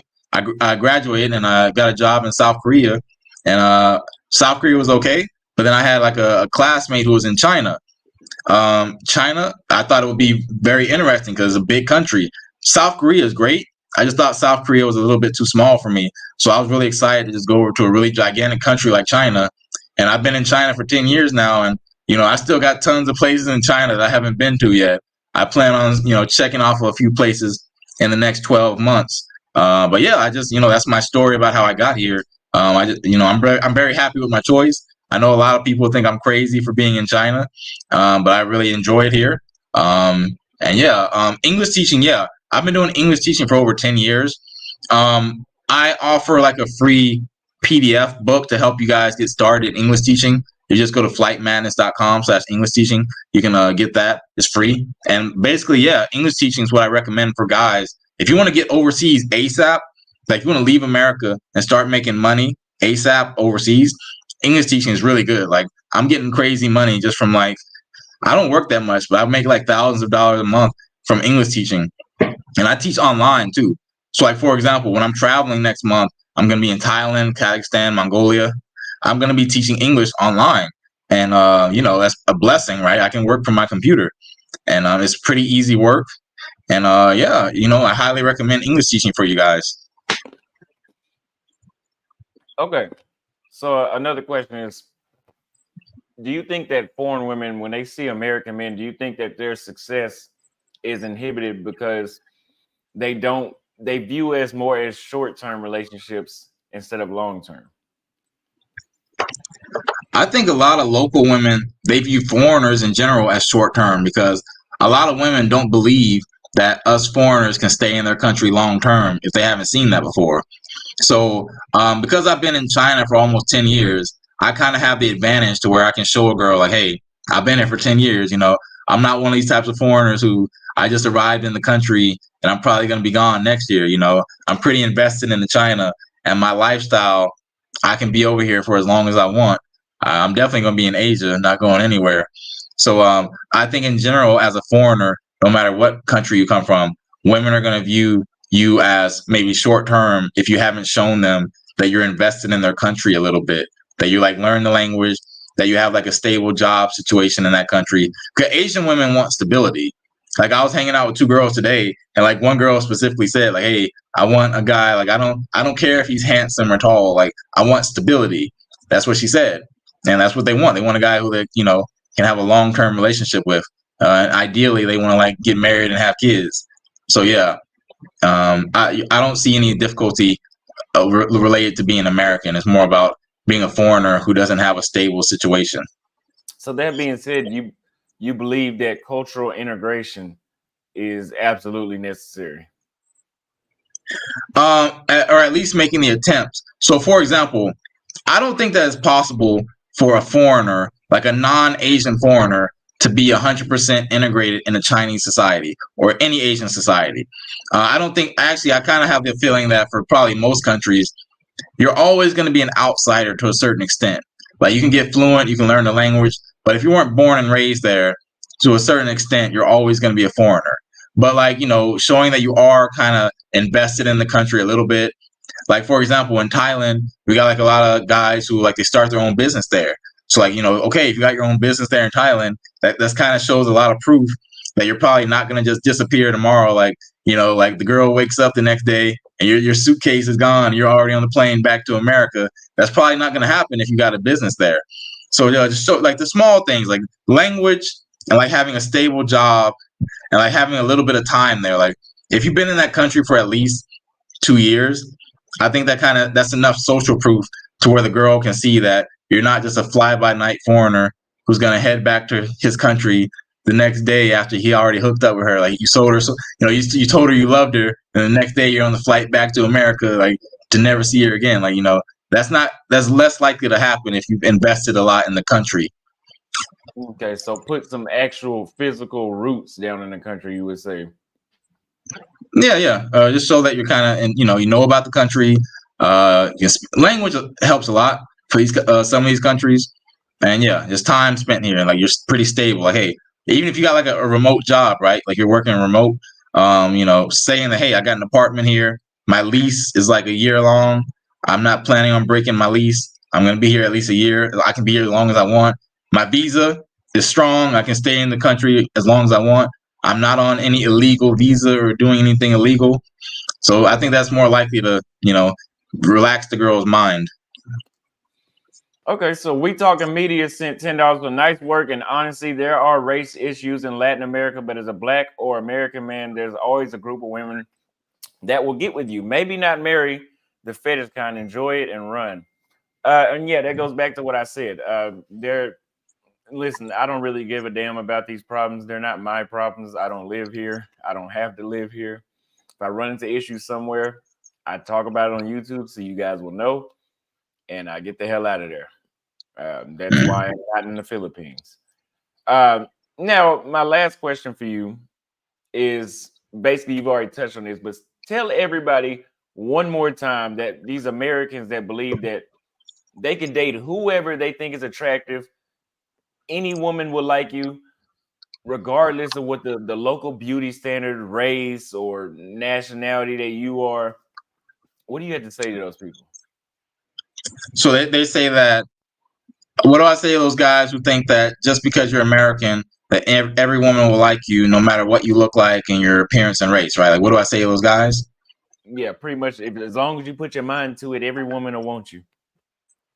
Man, I feel like these guys need to wake up. Like, I feel like these guys don't have a lot of relationship experience, so they're kind of talking from like a fantasy. It's like, okay, when I tell guys what I think game is, I tell guys I think, hey, game is like being able to manage the woman's emotions. And there are guys who laugh at me when I say that. It's like they laugh like manage the woman's emotions, dealing with women's emotions. I don't need that, man. I got nines and tens, like, like just show up, be American. I'm like, have you ever had a long-term relationship with a woman? Because like if you've ever had a long-term relationship with a woman, you know that women are emotional. They do stuff all the time that doesn't make any sense, and that can be detrimental sometimes. Like they follow their emotions. And if you don't manage the woman's emotions, she could do things that, can run the relationship off a cliff. So like with these guys, like I don't know what kind of like fantasy they're living in where like you can just get beautiful women and like you don't need to provide, you don't need to be emotionally stimulating. You just like, okay, I make six figures. So the woman should do everything I want and not complain.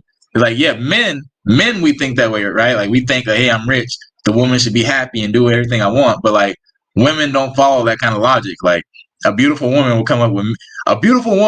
come up with many reasons to be unhappy. Even if she's dating like a tall, handsome guy, rich, the woman will still come up with reasons to be unhappy. So as a man, you kind of have to be able to manage the woman's emotions and her tendency to,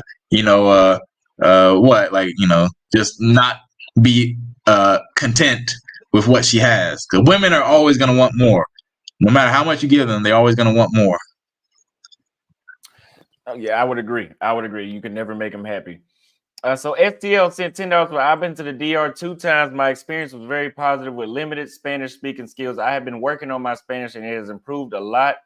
This is one of your best informative podcasts, Austin. I'd have to thank Danny, my guest today. Thank you for making this one of the best, because it is one of the best podcasts. We're going to clip this one up and make some shorts, and you can feel free to do the same with the video as well. So that's all the questions I have for you today. Do you have time for somebody to talk to you on StreamYard? Yeah, I got all day, man. Like I'm on holiday, bro. Like it's like no work. We can go as long as you want. Okay, so yeah, I dropped the call-in link if you guys want to call in. And yeah, I'm gonna give you guys a couple minutes to call in. I heard. Let me grab some water. Yeah, that's fine.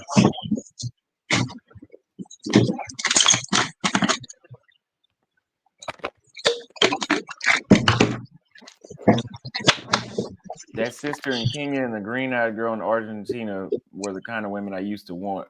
What green-eyed girl in Argentina? Can you keep her facts? This should be because we had some people that tried to call in earlier. You guys need to get call in. Let me. Wait, so you say that in Latin America? I've been watching some of your live streams. Tai Shun, that guy who's in Brazil. I know that guy. I've been talking to that guy for a long time. I saw that live stream. So you're saying generally Latin America, you feel like race is a bigger issue? Like what's going on? So, like I'm saying, it depends on where you're at. Generally speaking, all of Latin America, they have that white, even before the media and all that. That was like a way of them eliminating the blacks in Latin America, which didn't work. But it was a way. I mean, it's still working, but it didn't completely work. But in places like Argentina, they were successful pretty much at doing that. But it's more of a problem I'm noticing in the South, and I'm realizing it because I'm going to places that dudes don't go to. Like most of the dudes that talk about going to Brazil don't go to Uruguay. They don't go to Paraguay. They don't go to Bolivia. They don't go to Chile. They don't go to Argentina. They don't go to Peru. They don't really go to Sao Paulo. They just go to Rio, and maybe they'll go to Salvador. But it's in certain areas, it's like that. In certain areas, not as a whole. This is still one of my favorite places to be at. But it's not that I would have to leave the continent, but man, like this research shit has got to stop. Like I think I've done enough research in these types of places. That's why I'm going to the Amazon. It's gonna be completely different. It's a whole different experience. But yeah, man, I can only deal with this shit for so long. Like this whole this whitewashing shit. You know, I can't. I can't. It's annoying. It's Mm. annoying. Um, like yesterday, for example, the same guys we were all hanging out. And this could have been an accident, but I don't think it was a damn accident because they were watching me the whole time. I ordered my Capirosca, which is a famous drink that they have here. I see you flip the on the back. I'm about to let you up. I ordered my drink, and then the other guys ordered their drinks. Immediately, everybody got the alcohol. I know I ordered a mixed drink, so mine's gonna take a little longer. I'm like, oh, it's been 15 minutes. Where's my drink at? The girls just sitting there looking at me, smiling the whole time, and I'm like, where's that drink I ordered? Oh, you ordered a drink? I said, yes, I saw you write it down. What are you talking about? Mm. Shit like that. And that could have been an accident. Could have been an accident. But man, like the more that now that I've seen it, I'm looking for it now. Now it's like I'm almost looking for it. And when you look for it, it's easier to find even if it's not there. But I just need to get the hell out of places where I got to look for it, is what I'm saying. As real first of his name says, what do you think of the JET program? I'm considering moving to Japan to teach English remote and remote work. Also elaborates about South Korea, how are the women there? And I'm gonna bring up the next one. So he's talking about the JET program. That's a really popular English teaching program in Japan where they place you inside of schools. I've heard pretty good things about it. JET is pretty competitive, I think, or it was when I first was looking at it. You're going to need some qualifications, but basically they take care of you. Like they have a really good reputation. So yeah, I think Japan, if you like Japan, I think, a lot of guys love Japan. So I think, getting the chance to go over there and work, I think it'll be a really good experience, especially if it's like your first job overseas. And South Korea, the women, okay, guys are surprised when I tell them this, that South Korean women are the thickest women in Asia. Like if we're talking about in terms of legs and butt, South Korean women, like the amount of like thick women, the percentage by those standards, by legs and butt, South Korean women are killing it. So like if you're willing to learn some, but they're not easy though. South Korean women, they also have a reputation for being the most difficult women in Asia, for everybody, not like black, white, everyone. Like South Korean women, South Korean men, they approach women, like they cold approach women. Like so women in South Korea, they grow up needing to like fend off guys from approaching them. So a lot of South Korean women are kind of stoic and they don't smile as much. So that you have to work a lot harder to get her warmed up. Like my friend who speaks Korean, he approached two Korean girls when we were in the Philippines, and you would think that you approach a foreign woman in a foreign country speaking her language, you would think that the woman would be happy. Like South Korean women, like they're not impressed at all. Like a person walk up to them speaking Korean, they're like, they don't even smile. They don't even like. I'm like, dang, like what's going on? If they were Chinese, like Chinese girl, her eyes were like, what? You can speak Chinese? Like Chinese people love it when you can speak Chinese. Like they love it. In China, you approach a Chinese woman anywhere speaking a little Chinese, she'll be happy. But South Korean women, they're difficult, man. But they're hot. They're hot. Great bodies, beautiful. Yeah, I've heard that and I've seen that when it comes to Asia, they are some of the hottest women that they have in Asia. So let me go ahead and let up the guest that wants to speak to you today. We have Flip DR. What's going on? Oh, and Anonymous, you said you mean Brazilian women don't walk on water.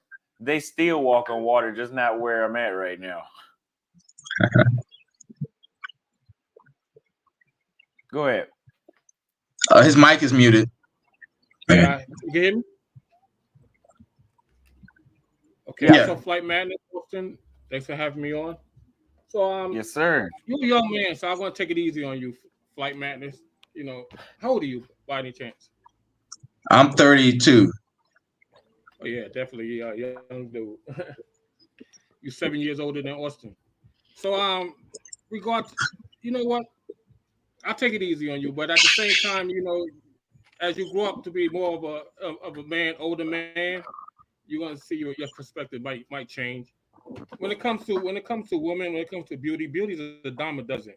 And also this conversation that you've been having almost for over an hour, Austin. it's kind of like not effective when you don't show nobody can show receipts. So people's standards of beauty is totally different. I don't know my man Madness standard of beauty. He haven't showed one receipt of any woman. So if you say, for example, you may think she's a 9, what's judged by beauty is the overall consensus of men, you could say. So, for example, the men, you have like 400 people in your chat, over 400 people in your chat, Austin. If he were to show a receipt, his 9 that he talking about maybe a 6 to the majority of dudes on this channel right now. So you got to at least show us a receipt, at least show us one woman right now for us to see. Like I flip DR, I'm being joked around because I don't live in DR. I've been on the DR like 6 times. But I know a lot of Dominican women. I know a lot, like a record number, a lot that I have in my WhatsApp, over 3,000. So, and then out of those 3,000, I mostly catch them by I find them online. I don't use Tinder. I use other site, and I go there and I look at the ones I like, most of them to my standards, and I ask for their phone number, their WhatsApp, and then when they give it to me, and then basically I got myself a 9. I'm not waiting for them to. They select me by obviously by my message, and then they give me their WhatsApp. So, and then over throughout the years when I first started going to this website, it was 2017, and now we're in 2024, so it accumulated to over 3,000. I wasn't really realizing it until I looked at the number. I said, "Wow, all the years," because I go on the site like three times a year, whatever, stay on for a month. So what I'm saying is that the majority is beautiful, 9s and 10s, even to Dominican men. Like if I show, I'm in America, near Washington Heights, I'm around Dominican men. I could show them the woman I met in DR, and they would say, "Oh, she's fine." So, as standards of locals, beauties, or Dominican, how they might judge a Dominican woman, they have the same taste as a regular dude, like me. That's not Dominican. So I don't know what you're saying that the local guy by their standards. No, because we all know what beauty is subjective. We know that, but at the same time, the majority of the consensus stands. The majority of men what say who's beautiful and who's not goes by what men think, not what women think of each other. Is what men think. So if you show one of your receipts, then we have to see can you pick a 9 or 10? Maybe you can't pick a 9 or 10. You think that 6 in China is a 9, and we're gonna laugh at you. So show us your receipt, my boy. I Okay. can show you a receipt of mine. I have 3,000 of them. All So right. we can compete. Okay. If you want to. All right. All right, man. Thanks for your comments. So first of all, if you want to see some of the women that are in my life, you can check out Flight Madness. I got videos on there, Flight Madness YouTube. You can see a good amount. A lot of guys think that girl I put in the new video, Austin, they like her. Can you open that, Austin? Can you open it up?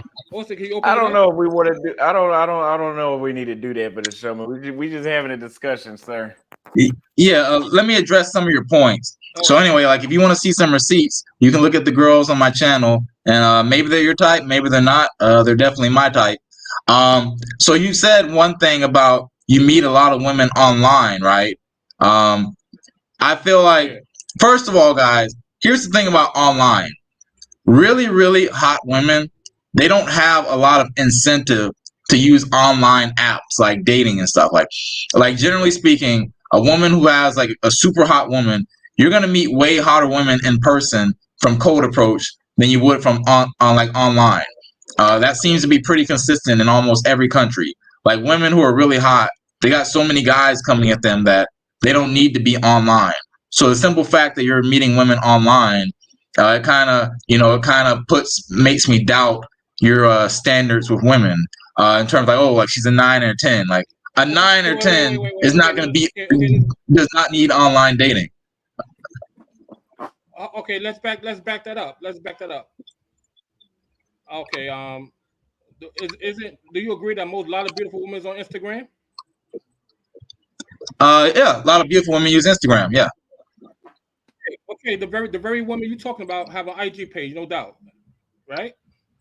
That and also Like the right one. now, IG is used as a data app, right to this day, currently, right? People using IG as a data app. Am I right? Yeah. Okay, then. So you contradicting yourself. You No, yourself. specifically using a dating app like Tinder, where you're actively searching for guys. No. But at the same time, why should women use Tinder when they just go on the IG and and get better results? Now they get to see the men they're dealing with in deeper detail than Tinder would just use a side swipes of left and right with a photo. So nobody interested in Tinder. Women don't even be in Tinder like that. Except they'll pay for play chicks. On Instagram are women active? That's the data app. Yeah, you're finding them. Like, and all they do is.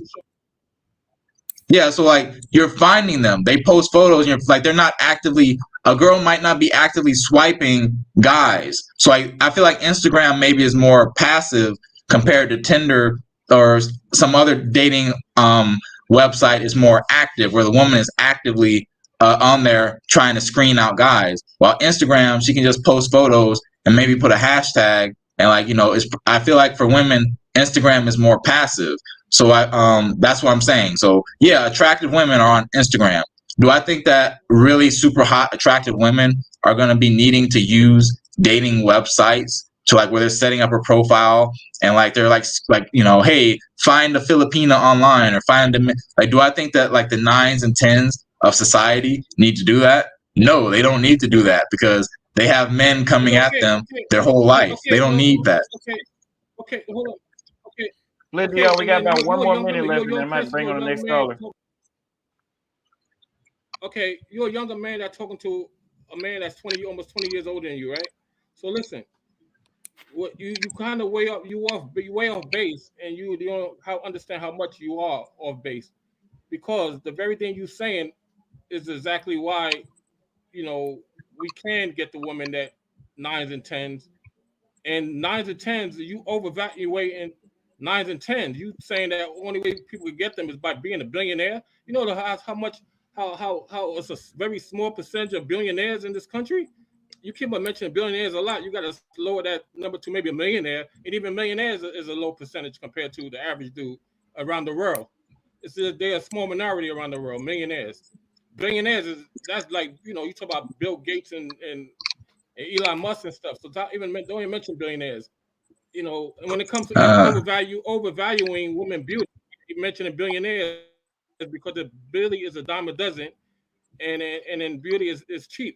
These 304s, a lot of 304s are very beautiful, 9s and 10s, but they 304s. So and they easy to get. So you can't overvalue a woman just because, and you have to be a billionaire just to get them. Or you know what hypergamy is? You know hypergamy? Yeah. Okay. Yeah. That's the thing. I haven't mentioned you haven't mentioned that once, hypergamy. And so since you haven't mentioned that, I can say that's why you're way off base a lot, because you haven't even mentioned hypergamy in your argument at all. If you mention it, now I can understand. You give more you get more sense of what you're saying. Because you haven't mentioned that. Men can get. We got to get to the next topic. We got to get to the next caller for DR, man. We got to get to the next caller. I appreciate you calling in. I have to meet another time when maybe I'm on your show or whatever. Like, we can talk further. All right, man. Bruh, Austin, let me say something, man. Let me say, I know you sat there. I know you're trying to be the mediator, bro. Let's bring up what everyone is thinking, y'all. That guy is not hitting 9s and 10s, y'all. That guy is probably hitting straight 3s and 4s. That guy is not hitting 9s and 10s, y'all. Like, come on, y'all. These are the types of guys who get on the internet talking about they getting 9s and 10s, and like, come on, y'all. That guy is not getting. That guy, and he's talking about, hey, I've been to the DR 6 times. I got a phone full of 3,000 women. How many of these 9s or 10s are like hooking up with you, man? Like real talk, bro. Like, I feel like we talked about this earlier. Guys who go to these countries where pay for play is very common. They have like a very kind of skewed perception of women. They, you know, like they don't realize that their standards are off. They don't realize that, you know, you're in a place where women want your money. Yeah, and this guy, like, you know, I didn't say you need to be a billionaire to get 9s and 10s. Honestly, I feel like with 9s, their expectations are so out there. It's like you need to be good looking, well connected, rich. Billionaires, like, kind of, I didn't say that. But I was like, come on, y'all. Like, that guy is not hitting no 9s. That guy, I don't think that guy is hitting 3s. You know, he can't even. Yeah, anyway. I didn't want to roast. I don't want to be rude, right? I'm not trying to be rude. I'm trying to be honest, man. Like you get up here like looking like that, like bro, like you kind of overweight, man. Like go to the gym, bro. Like you're not hitting you're not hitting sixes, you're not hitting sevens, you're not hitting eights, you're not hitting nines, you're not hitting tens, bro. Like I doubt you're getting above a six unless you're paying for it. And I hate to say that, but it's like, bro, like I'm keeping it 100, man. Like I'm just saying what everyone else was thinking. All right, am I wrong? Like the guys in the chat, like am I wrong? Like am I lying? Like I'm pretty sure everybody else was thinking that, but all right, whatever. D-Max said $10, but I lived in DR Santo Domingo. My circle of friends has zero problems pulling top tier women, and there are top tier women there, and not in tourist areas where 95% of American men go. Thank you for the super chat. We got a next caller right here from We Talking Media. What's going on? What's up, people? We Talking Media in the building. Shout outs to you, Flight Madness and Austin. Incredible growth. He's doing the awesome Bourdain thing. But let me get straight to the topic here. I'm a traveling brother. I want to get all over. I want to taste it all. China, help me out with what areas. Like you see, Austin's in Sao Paulo. I knew Sao Paulo wasn't really black focused. It's more up north. Up north is where we fly better. You see what I'm saying? Have a little bit more fun. Where are the spots in China? Because that's a big mother sucker, and I don't want to get stuck somewhere. Do you know, just a little bit of black flavor, and then I'll test the other parts out. You know what I mean? Yeah. All right. Nice to meet you, man. So let me clarify my opinion on China and guys traveling here. BMT asked me this question yesterday. He was like, man, like China, like it seems like you're having a good time over there, but like, I don't know. China is one of those countries that it requires like a higher kind of investment in order for you to have kind of a good amount of success here. So for example, one of the reasons guys like Thailand, Colombia, Brazil is that you can kind of just show up there and have success. Like you don't really need to like invest too much energy into anything. And it's like it's pretty easy for most guys just to get adjusted there within the first couple of days. China is not like that. China, like, I have friends who like they've been living in Asia for like 10 years, and like their first trip to China, it was a little difficult to adjust because you need a VPN so you can like access the foreign websites. Getting your banking set up is more difficult. Phone card, it's just a bigger hassle, and the language is like a big obstacle for a lot of guys. But in terms of hot spots, I really love my city. Yeah, Las Vegas. You know what I'm saying? Where's the Las Vegas of China, essentially? I see the brothers in the comments say, Pookie's here. Don't ruin it. Don't worry about it. I got areas about not too much of a Pookie. But where's the Las Vegas, brothers? Where's that at? Okay, like, you mean gambling? Okay, we got Macau if you want to go gambling. You know what I mean by Las Vegas. Where's the Miami? What's the Miami? What's the Las Vegas? What's the New York? I can tell you Rio's one. Maybe I'm asking the question incorrectly, but Party City is the most easiest place to have a little bit of play and a little bit of success if you're going just, for a little bit of fun with different type of woman, right? Just a little fun, right? And then you got the little tourist destinations. But is there a Miami? Is there a Las Vegas? I wouldn't classify any. You're never going to hear me say that beautiful women are easy. You're never going to hear me say that. And I'm going to say in China, I don't have a problem with women. I just the area. I appreciate it, but good. Yeah. Like, basically, like in terms like where there's a lot of beautiful women, you can have a good time. It's going to be more expensive, but they're like Shanghai. More women there speak English. Like, it's just easier to show up in Shanghai. Like it's like that's like the main place. If you want like more like, I've been meeting a lot of beautiful women who like they either go to school in Guangzhou. Guangzhou has like a lot of Africans there, and they got like a lot of Afro clubs. They're like Afro punk and whatever. So recently, I've been meeting a lot of beautiful women who they study in Guangzhou, and like they're pretty hot. They're my type. So Guangzhou, I think you could probably find clubs that you like with great music. A place I traveled to last year, if you like really like nice beach culture, like if you want like the Thailand of China, right? Like the Thailand of China, go to Hainan province. Hainan is like it's like an island. So like I went there on vacation last year, and it's like beautiful, man. It's like so chill, like by the beach. It's not expensive. Like people there are partying. Like if you're trying to hook up, I think that's probably your highest probability in terms of like finding girls who are there partying and on vacation. So Hainan province. The city specifically is Wanning, Wanning.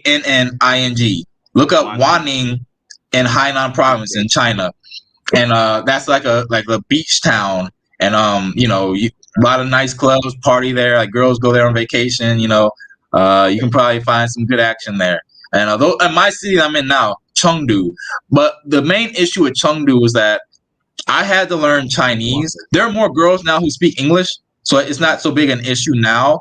But initially, I did have to learn some Chinese in order for me to have access to like a large variety of women that I have access to now that speak Chinese. So the city I'm in now is called Chengdu, Chengdu.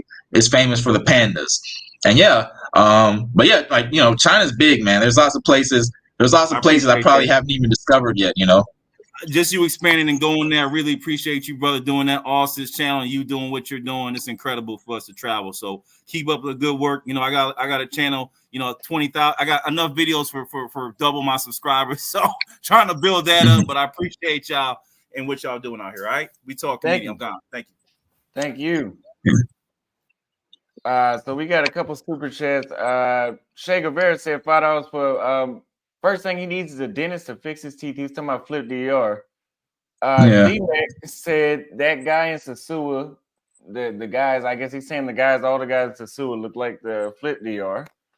And Soul said, keep telling them, Danny. Thank you very much for the super chats, everybody. If anybody else wants to call in, you guys can call in. Otherwise, we're going to have to let the guests go if you guys don't call in because we are out of questions. Unless you guys have any other topics to talk about with the guests. He's not looking for students. He's looking for 304s. Okay. I'm reading the comments now. I'm seeing like what they're saying. They're talking about that guy Flint. They roasting that Flint guy. That guy Flint guy. Has he been on here before? Was this his first time calling into your show, or has he done this before? That was his first time. Wow.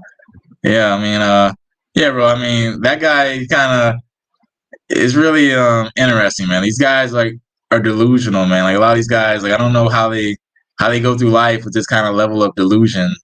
Hey, man, I got 3,000 women on my phone, and I met them online, and they 9s and 10s. I'm like, come on, man. What are you doing, man? Yeah. 3,000 women is a lot to say. It's a lot to say. Yeah, man. I don't know. But I mean, BMT. I don't want to blow up his spot. I'm pretty sure he told everybody, but he's in DR, he does tell me the women there they are nice. They treat him the way he wants to be treated, and he does have options. But it's I'll believe that if a guy who's living there tells me that he's getting 9s and 10s, and he looks at least half decent, okay, I'll give him some weight. But if a guy with busted teeth and overweight and it's kind of he's wearing shades and sunglasses inside, and it's come on, bro, what are you doing, man? Yeah, so we got another super chat from Flip DR. He says, I challenged you so we could compare receipts. You didn't show one of your so-called beauty standard pics. I'm ready to knock you out of the competition whenever you're ready. Oh, man. That guy's funny, man. You should have him call in regularly, man. I need that kind of comedy, bro. That's I like these kind of people. These kind of wacky people, man. These people are hilarious, man. Yeah, Flip DR. Nobody else is calling in, so I guess if you want to come up and give some more comedy, we could do that. Shay Guevara said, do you speak Mandarin and Cantonese? Please say something in Mandarin or Cantonese. Cantonese is what they speak in Hong Kong and Guangzhou. I don't speak that. I speak Mandarin and a little bit of Sichuanhua, which is in my local dialect. So, Austin, tell me something to say. Give me something to say that I can that you want to hear. I want to buy candy today.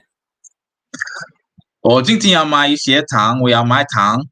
Candy is like tongue. So I can say bang bang tang. That's like a lollipop. Bang bang tang. 我今天要买 bang bang tang. I want to buy a lollipop today. You guys want me to say something if I'm talking to a girl, maybe somebody can type a comment something I could say to a girl, and I'll tell you guys how to say it in Chinese. Say, how would you tell her you make me feel good? 你让我感觉很好. Okay. We got another Wrong is like mate. mate. Okay. Yeah. Right. Cameron Carson, Yeah. American showbiz, educate and entertain. Sit back and watch the show. Thank you for the super chat. Yeah, we got a he wanna. I guess he wanna come back up here and compare more receipts with you. Yeah. He's keeping the camera off, or you got the camera on? What's up, young buck? You talk a lot of okay, man. So you talk a lot of junk on the panel. Right. I mean, I have to talk when you leave because you like to interrupt. But so basically, you're telling us that you've been to DR like 6 times, and but you don't live there, right? No. Why don't you live there? Because I have a house to maintain. I have a son that's in America, and I'm just 3 hours away from New York. So I'm gonna be a traveling YouTuber soon regarding my channel. I have a channel called Find and Love in Dominican Republic, but I'm gonna create another channel. We're gonna be a different direction. But as far as Dominican women, I was interested in DR, and then this is let me show the world my first girlfriend that inspired me to create my YouTube channel. And then this is the first girl I ever met out there. I'll finally unveil it on Austin Holloman channel. And then you'll tell me how beautiful she is, or if not, maybe she's not. Let me find the photo. Let me say something while you're looking up. Basically, when we talked about beauty standards, we talked about guys in the chat. You got to understand that us as foreigners, our opinions don't really hold weight the way that local guys, their opinion holds weight. So us guys in the chat, we might think a girl is like a 9 or a 10, but we're a very small minority in these countries usually.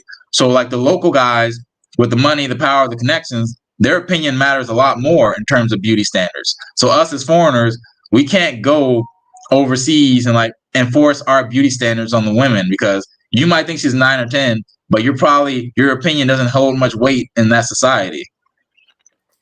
You can enlarge that. You can enlarge that. Austin. I see her. 1 second.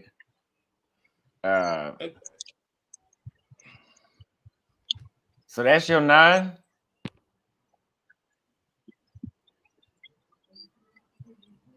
Well, okay. Yeah, I don't know. I would like to see your 9, but she's just my first. She's just my first. I thought she was a 9. She was my first. So when I'm just saying that, I mean I have a lot more, of course, but what I'm saying is that I ain't saying you way off. I'm just saying you overvaluing beauty. That's when it comes down to. And at the same time, you it's like a moot point. I know you told me to go to your website or go to your channel, whatever, to see what's your standing. I will do that when I get time. And but at the same time, at least show one receipt like on the phone or on your phone. You can't do that. So wait, one more quick thing. So you said that I'm overvaluing beauty. You said that I put too much value on beauty. Yes, you put too much value when you mention billionaires, and you need to be on top of your game. You can't be an average looking dude that get a fine chick, and then you have to understand that hypergamy play a large part. So when it comes to beauty, it's what's in the man's pocket. Unfortunately, that's the way it is. I know you would like to say, "Oh, you could get the 9 and 10s on the top of your game," but every man you mention in comparison is billionaires. So that's hypergamy. That's hypergamy. So whenever you mention numbers in something, it becomes hypergamy game. Because this is a billionaire, so now the billionaire, but there's only a few billionaires anyway, so that's a moot point. Even a person with 50,000 in the account is doing really well, right? So later don't mention billionaire. That's like a rare account, rare number. What I'm saying is American give you that the high value as well, because obviously when we step into these poorer countries, which you did mention, but China's a poorer country as well. China is a lot of pay for play over there. Is a lot of poor country in there. They people getting paid $6 an hour. The wages. I looked it up. I looked up online. It's a middle class. They're industrial. They're industrial country, no doubt. But overall, the people is poor population by population. They poor. That's why they come into. That's why they go to China to come to America. It's also it's a communist country as well, so they don't have much rights and all that kind of stuff, as you know. So a lot of people running from China to go to America, which is more freedom and democracy. We already know that, but at the same time, also I was going to write in the chat, but I didn't have room. China is not the main standard of beauty as well. So you're in a country that's not even the top of the China Asian women. Philippines and Thailand women, look comparatively better than Chinese women. And then you mentioned South Korean women as beauty as well. So you mentioned that as well. You said they're harder to get. But I see some black men that have YouTube channels, African men that doing well in North and South Korea. So I don't know why you feel like you striking out. STL said, "Don't judge all OGs by the worst of us." I guess he talking about you.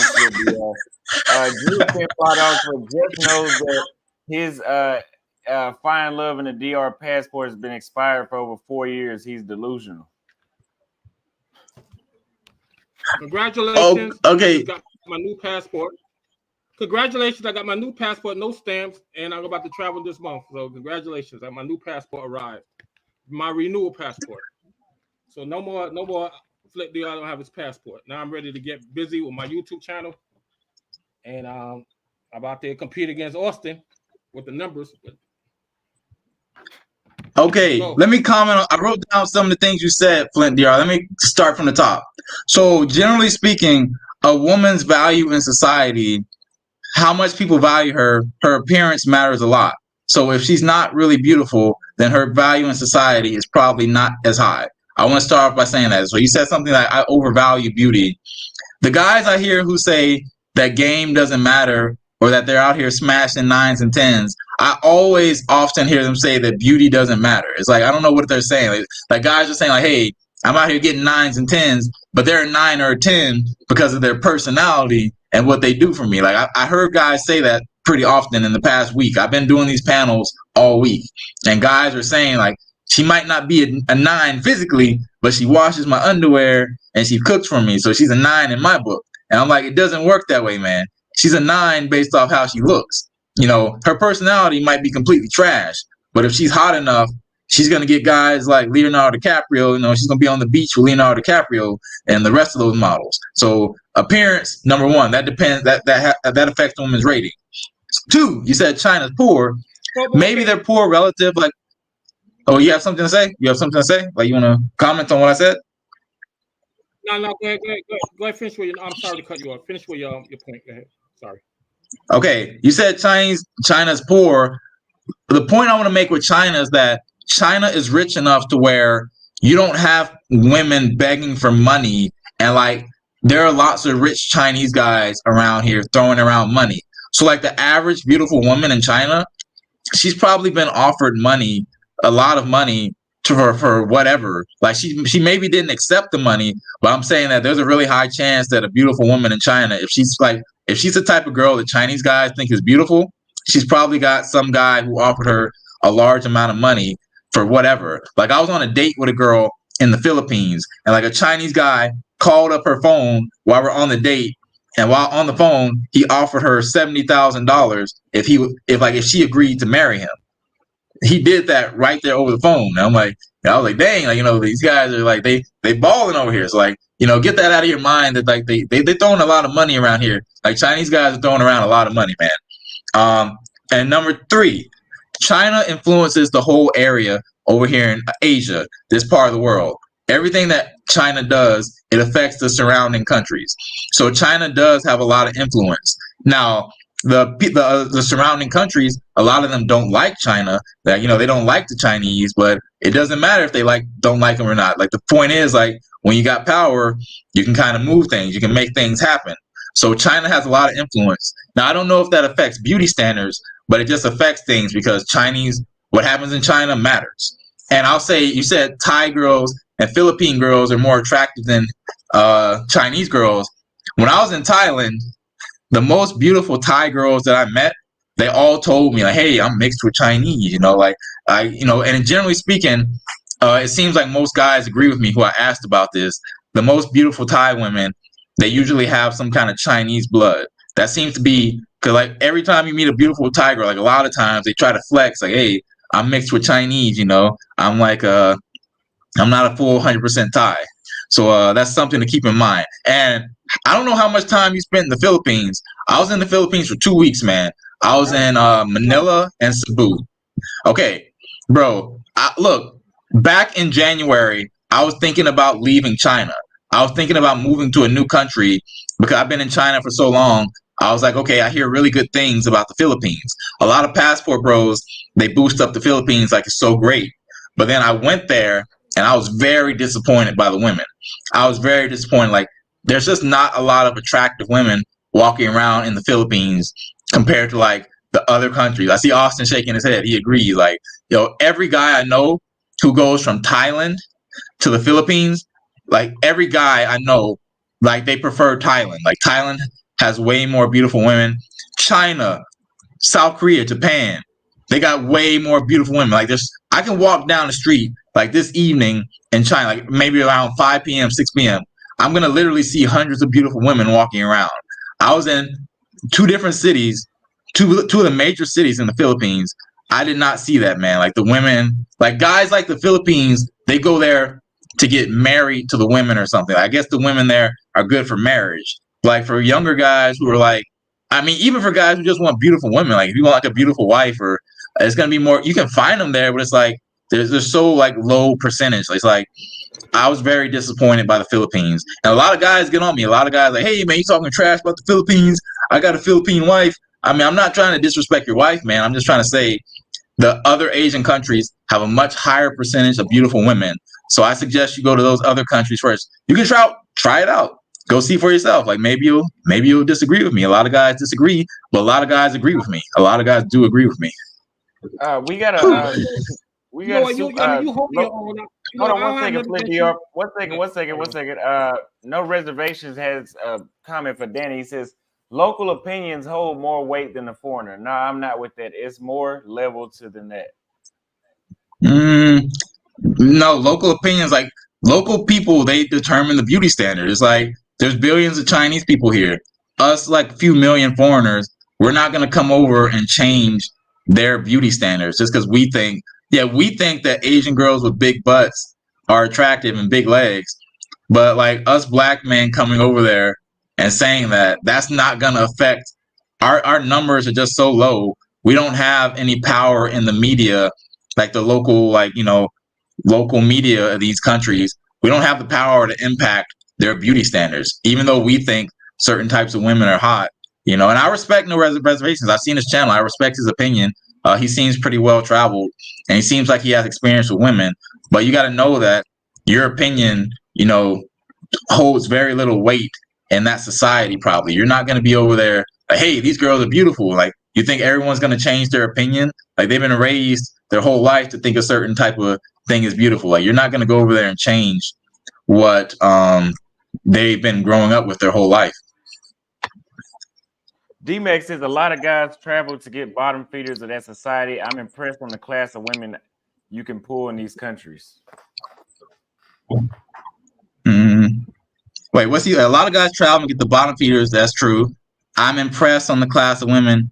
I think, is he giving me a compliment in that last part of the sentence? He's saying he's impressed by the women that I'm getting?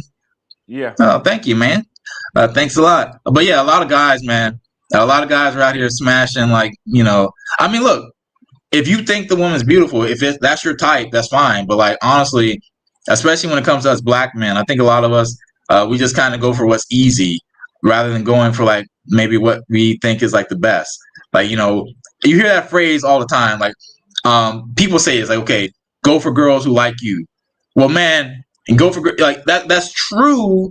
Like, you can do that, but it's like a girl who's like, the more attractive she is, like we talked about earlier, the more attractive she is, the less effort she's gonna put out for any guy. So a really hot girl, she has lots of options, man. She's not gonna make it easy for you probably. And I think a lot of guys, they interpret that as saying like, okay, go for the girl who likes you, as in go for the girl who makes it the easiest. And I think a lot of black guys do that. We go for the girl who makes it the easiest, and usually the girl who makes it the easiest, that's not the most high quality girl. So I think, I wish us black men, I hope we can start a new movement where we have just higher standards and we're asking for more. We want the best quality. We're not just going for what's easy. We're going for like, high quality. Oh shit! I didn't know you were gonna bring me on that fast, Austin. Yeah. So, hey Danny, what's going on, man? I don't know what's up with the hat, but overall, I did like what you said. The only thing I don't really like saying shit is about black or white. I did like Austin. Like, let's just say this: I support Austin, right? I believe that he's obviously a younger black guy who's traveling around the world, and it's part of an experiment. And sometimes women aren't going to feel him, right? Maybe because he's black. Who the fuck knows, right? It just might be their preference, or maybe they're racist. We don't know. We really don't know. Because what happened last night was a little strange, right? And Austin, that's what I like about Austin. He's on the IRL. He's showing you the L's. He's showing you the W's. He's showing it all to you, right? So I appreciate that. That's why I support Austin, and I'm one of the friends, just say. But let's just say I'm 56 years old. I'm white, right? I would think a younger man should be able to pull women naturally easier than me. Like, they should be able to. Now, I'm not saying they're always going. Some women are more attracted to older men. Like, if you take money out of the equation, is what I'm saying, right? Like, every man has to keep themselves fit. I don't care if they're black, white, Asian, whatever they are. It doesn't matter. So, I don't really like putting race on it, but, I always tell Austin, and I feel the same way, go where they want you, right? Go where you want it, right? Like, if you feel that they don't want you in a country, like when I first went to Colombia, I didn't know if they wanted me. Then I went there, and, I try to, sometimes I don't know if they want me or not, but, I'm doing okay. And to that Flit DR guy, because Austin knows I'm going to bring him up. I mean, that motherfucker, he keeps on talking about his 3,000 WhatsApp contacts in the DR. So first of all, he's going to some place that is primarily a place to get 304s, a lot of time. I doubt he's going to normal cities, picking up normal women. And he ain't picking up 9s or 10s. He look, did you see his face? I mean, he potentially is as old as me. So he's a black man as old as me, potentially, right? And I can guarantee you, he is not picking up 9s or 10s. There he is. Look at that fucking face. I mean, smile. Okay. Hold on, white boy. Hold on, white boy. Because one day, I ain't gonna allow no white boy to disrespect me. That's one thing. One thing, if you this feel white like boy would slap the shit out of you and fuck you up. Hold on. Wait. Hold on. If you feel like you could disrespect me, then let me know where you want to meet up in DR, and I could meet up with you. You can meet up in New York. Is that the only place you go? Is DR? That's where all the 304s are? You know how New York is. Is that the only place you go? Is DR because that's where your 304s are? What are these women giving you? Flit. You talk shit to Danny, right? Talk shit to Danny. Where's your receipts? Let me tell you something. Austin has seen my motherfucking receipts. Austin has seen my receipts. Where the fuck are your receipts, bitch? Where are your receipts, bitch? You ain't got no receipts. You only got 3,000 WhatsApp contacts. Shut the fuck up. Why you hit? You got 5. You ain't getting no bitches. You ain't getting no bitches. How much you pay those hoes? Are you a fucking Western? Wisner. Let's keep it PG. You can't get 10. Don't get mad at me. I got 3,000. That's a record. That's a Guinness record. 3,000. Don't get mad at me. What are they doing for you? Oh, yeah. What are they doing for you? 3, Western Union Poppy. What are they doing for you? What are they doing for you? Let me show you the receipt. Dude, where are you living at, man? Like, I'm sitting over here in an $800,000 house. Where are you living at? How many? Enlarge the screen, Austin. Austin, make the screen big, Austin. Oh, we can see it. We got I don't need to lie. Let me see you got. How many you got? That's how many your contacts. So shut up. I got 3,000. Let me tell you something. So no matter what, it's 3,000. No matter what. I actually delete. You know what? 3,000. When I'm done with a girl, listen. 3,000. When I'm done with somebody, I'll delete their contacts. You know why? Because I don't need to keep that shit for historical purposes.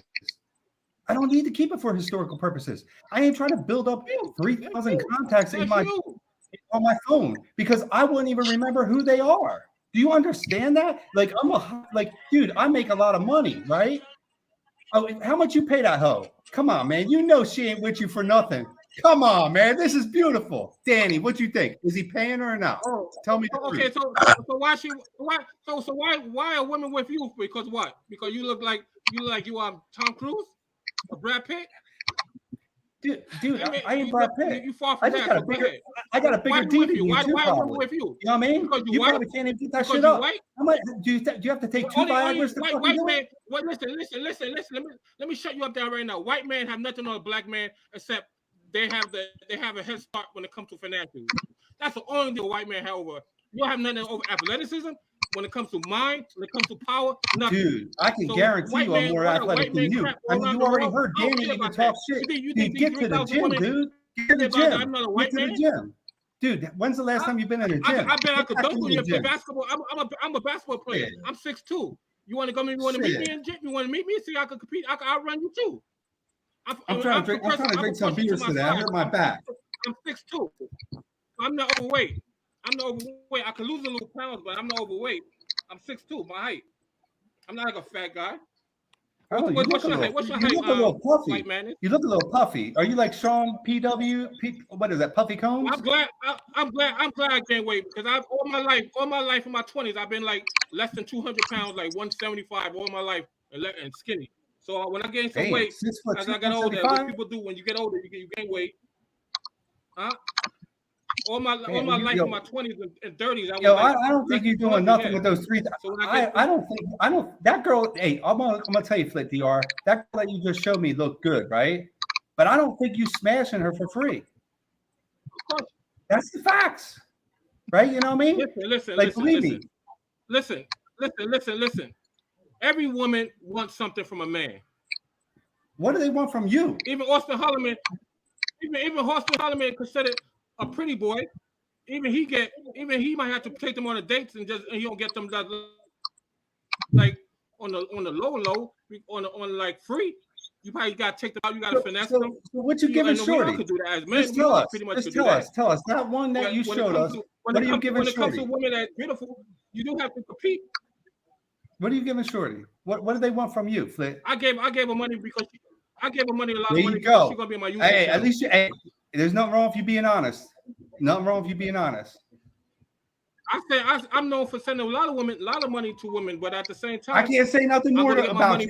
You admit it. You admit it. Why you got 3,000 fucking numbers? And it's all good, baby. Okay. Flit DR, let me drop you down real quick. I think Anonymous gave some good advice. Let's see. Poppy Rico, do you have another question for Danny here? Oh wait, can I comment on something Poppy Rico said? Yeah, you said something earlier about how maybe black men should go where they're wanted. So black men are desired. I think that's am I correct? Like, did I get the quote correct? Like, kind of, we should go where we're wanted. No. It's not just black men. I don't want. That's the whole thing. Is I don't really like to bring race into it too much, right? Like even me, white, right? Like I need to go where I want it. So if women are feeling me in a certain country / city, right? Because it is different cities are different, right? If they're feeling me there, honestly, I'm going to stay longer, right? If they're not feeling me, why would I stay? Yeah. So if you're talking on an individual level, then yeah, definitely. Like some guys will have more success elsewhere. Like if we're not, so just in general, like we talked about earlier, black men are desired, white men are preferred. Now on an individual level, it can vary a lot. So for example, a 6'5" handsome black guy, he's gonna get play in a lot of countries, even though he's not white. He's probably gonna get a lot more women than like the average white guy. Because he's like really tall and strong, right? So on an individual level, I 100% agree with you that go where you like. For me, I'm kind of a nerdy black guy. I'm not like I don't have any tattoos, so I think Austin will probably be preferred over me in like Brazil or the places where they have tattoos. Like I'm kind of like I'm not really.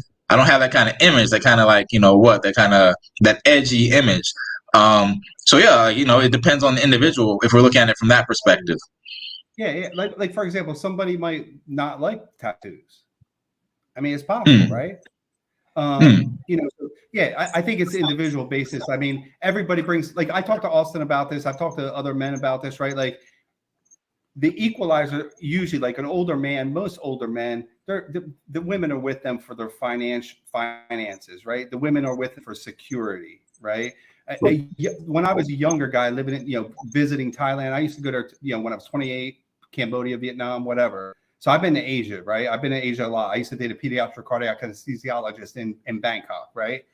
And I could pull the women for free. They would take me and have me sleeping in their apartments, right? I don't know if it'd be that easy now because the last time I was in Bangkok was 2015 and I wasn't trying to play that game. I was just chilling with my ex-girlfriend. But yeah, I think it's an individual basis. And I do think most older men lead with their money. That's what I think, right? And if they don't, I don't think they should, but that's what I think a lot of people don't have game. Maybe even younger people lead with their money sometimes. I don't know. You know what I mean? I don't like to judge people. I'm just glad that Flick DR told us straight up that he does lead with his money. That's all I needed to hear. So yeah. I'm good. Yeah. Right, in terms of, thanks, dude. Yeah. Nice to meet you. Nice talking with you. Yeah. See you. Daniel's son, thank you for the $5 super chat. Thank you, Wesner, for coming on again. Yeah, I would say leading with your money, like to comment on that, it seems like most of the guys who go to like the major areas, like we kind of know what's going on. Like it's kind of like the cat's out of the bag now. We do know like guys going to those countries, they are kind of, you see them on the photos, like they are probably taking photos with a girl who like they paid for her time, and I don't have a problem with that. I think it depends. Like different women value different things. So some women, they're all about the money. If you've been in Pattaya, like there are a lot of women who are all about that money. They give you a good time if you got the cash. And there are some women who like, they want the personality or they want the boyfriend experience or they want like a good looking guy. It just depends on what the woman values. And I think it's fine to leave with your money if some women care about that security, that financial security. So I think it's fine. I don't want to like put a blanket statement like leading with your wallet is always bad because when I go to Pattaya, I am kind of leading with my wallet when I go to Pattaya. Yeah, it's a time and a place for everything. Kino is that Brazilian guy. Let's see. Respect to the older white guy. Yeah, if you guys want to call in, we've already we've done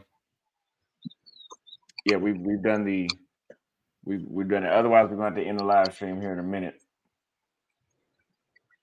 There's no reservations want to call in. I think I really want to hear his opinion about like what he was, saying like, hey, like the beauty standard thing. Like, I think he was saying like from an individual level, like don't let it affect how you view yourself. And I understand that. But I also think it's good to just be aware of the beauty standards in other countries. Like, yeah, like I might think the girl is a 9, but she grew up her whole life being treated like a 6. So like, maybe if she hangs out with enough foreigners, she might get her head boosted up and start thinking she's a 9. But generally speaking, she grew up being treated like a 6. And until foreigners come over and mess it up and like boost her head up, she shall continue to think she's a 6. And there's not really much you can do that, like to change those kind of beauty standards, like, on an individual level. Like we don't really have that kind of influence as foreigners. Now you might, I think I'm okay. I realize in society, like there are some guys, a lot of guys who are considered more attractive than me. I'm still able to get women and I still have a high opinion of myself, but I'm also aware of how society views me initially, at least in terms of my appearance. Interesting. It's a big partner. So we have another caller right here from Freddie G. What's going on? What's going on, guys? What are we talking about here? What did you hear last? Wait.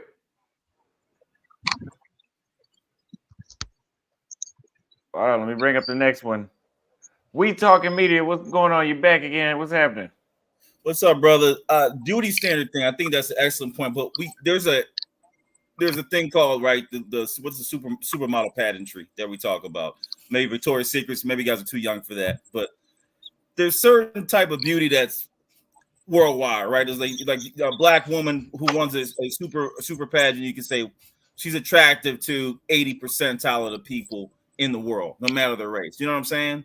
So I know that it's local, but there's guys know what a beautiful girl is. I think, right? If she's pretty no matter where you go. You know, you even see in some of the videos when the black girls get to China, you know, if they're attractive. I know they like the hair, the frizzy hair, right? They touch it and stuff like that. From my understanding, is that may be a false statement, but I think it's worldwide, man. Beauty's worldwide. So I hear you saying locally. I got a little bit of objection. I agree with you saying with the whitening. I've researched it. I know what you're talking about, like some of the whitening thing that they try to do over there. But I do think if somebody's attractive, they're attractive everywhere. Like, you know what I mean? If you're 6'3", I'm 6'4" guy, I'm okay. I'm gonna be okay usually everywhere. I can pull some. I'm not saying the best, but I can pull some. You know what I mean? Yeah. Yeah, we're talking about there are some like globally attractive beauty standards, but I also think each country they might have a slightly different beauty standard a little bit. So like what I'm saying is that us as foreigners, American black men, we're not going to go into a country and like influence their beauty standards just because we like certain type of women. Yeah, like true. Our opinion. Yeah, our opinion doesn't really hold any weight. But yeah, there are some kind of global things. Like, okay, for a man, it's like height, shoulder width, maybe jawline. But like I think in Asia, women's tend to like kind of more feminine guys. It seems like in the popular media now, even in America, like kind of more feminine men are like what like women are into, like kind of like not that super ultra masculine thing. So, and it changes, right? So like what women are attracted to, it changes depending on what kind of era we're living in. Like maybe if we're in like World War III or something, World War IV or whatever, the next World War, you know, guys who are big and strong are going to come back into style, and these little feminine pretty boys are not going to be as attractive to women because, you know, when bullets are flying, they want like a stronger guy and maybe like a tough looking guy. So it just depends on the environment a little bit, right? Yep, I agree. And the body type, right, is obviously the biggest difference I see. Black guys, you know, we like them a little bit thicker than Asian. Asians like the slim body type. Yeah, I've been to Korea. I've been to Passport Bro, Haven, Thailand, and I haven't hit Philippines up to some of the commenters in the chat. So I've traveled, but beauty stand was my only comment. Other thing for you as you get through China, did you get into the topic of how to get into visas and all that? My bad. I just want to come back to that because I want you to talk about. I usually watch the channel this long, but also bringing some good content. You know, it's Anthony Bourdain shit right now, so this is valuable. Unless you're gonna put this on the Patreon, Austin, you gonna do that? You gonna put this on Patreon? Make this off? Nah, I keep it out here. All right, what you got for the? What you need to get in there? So you're asking me about the visa. So for like Americans, China, can I just fly in? My apologies for interrupting you. Can we just fly in there? Or it's not like Rio or Colombia, right? You gotta do some things to get in there, don't we?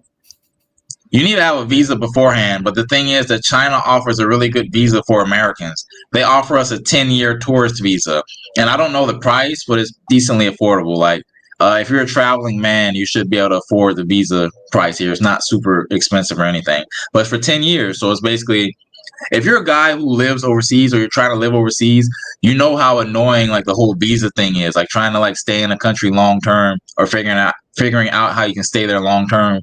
But China, the 10-year visa, I think you can stay every like 60 to 90 days, and like you can either go to the visa office to renew it, or you can just like take a flight to a different country and fly back into China. So next year I'm planning on switching to like the tourist visa and just doing that. I'm planning on doing a lot more traveling anyway. But yeah, just get like the tourist visa. And they've been like after COVID ended, they started offering it again. So I've been seeing more Americans flying in. My bad. Just to be clear, a passport won't get me in there. I would need a visa to accompany that passport just to get in. Okay. Yeah, you need a visa, definitely, 100%. Now why I went into the Miami thing, and they say Pookie. When you go to a big city, you usually see the conglomerate of everybody coming in there to vacation. So you get the whole enchilada. Does that make sense? Like Miami Beach or New York City or Paris. That's why I choose those cities so I can see everything, and then I'll see all the beauty. That's why I say, is Hanoi the spot, or is it Miami? Right? Is that the Miami? That's why I asked that question, just to get some reference to these guys in the chat. to get an understanding. That's why I asked for those areas, because I know everyone's going there. You see the best of the best, and also better opportunity probably out there if that's what you're looking for. So like the bigger cities are usually just gonna have a more mix of people, like the more popular, like Shanghai, a bigger mix. There are lots of European people who are now traveling into China because China changed the visa laws. So now, like a lot of European countries, they have like a 15-day. Okay. European countries, they do recently. This is recent. They have 15-day visa free. So they can come for 15 days without a visa. That's a new thing that they just implemented here.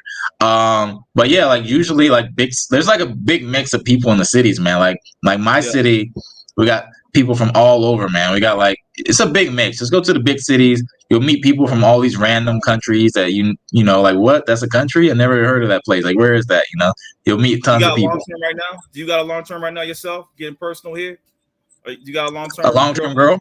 In China, or you just kind of just speeding around? You look like you're still a young man, so do you have a long-term girl, or just trying to see the racial thing a little bit, bring that into play? I mean, I'm focused on business this year, man. Like, so basically, like tonight's Saturday, right? Like, I didn't even go out because, like, you know, I was on a live stream until like 6 a.m. yesterday. So, like, I went out to the club last night. And I'm like, man, I just want to focus on business, like focus on my content, my website. I'm helping guys get into English teaching. And yeah, man, I'm not trying to. Starting next month, I'm gonna start back partying a little bit and like traveling and dating more. But I just been on my grind this year. But yeah, I do have a few girls, and like you know, I've been having a little bit of fun this year, but not as much as previous years because I'm just more busy.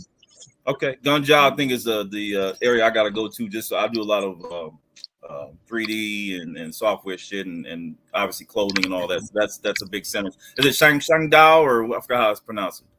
That's where I get all my shit. I'm on Alibaba. Shangdao, I think, is the Gangjiao. I can't pronounce it. Anyway, I'm gonna leave it. I'm talking too much shit. Just keeping this thing.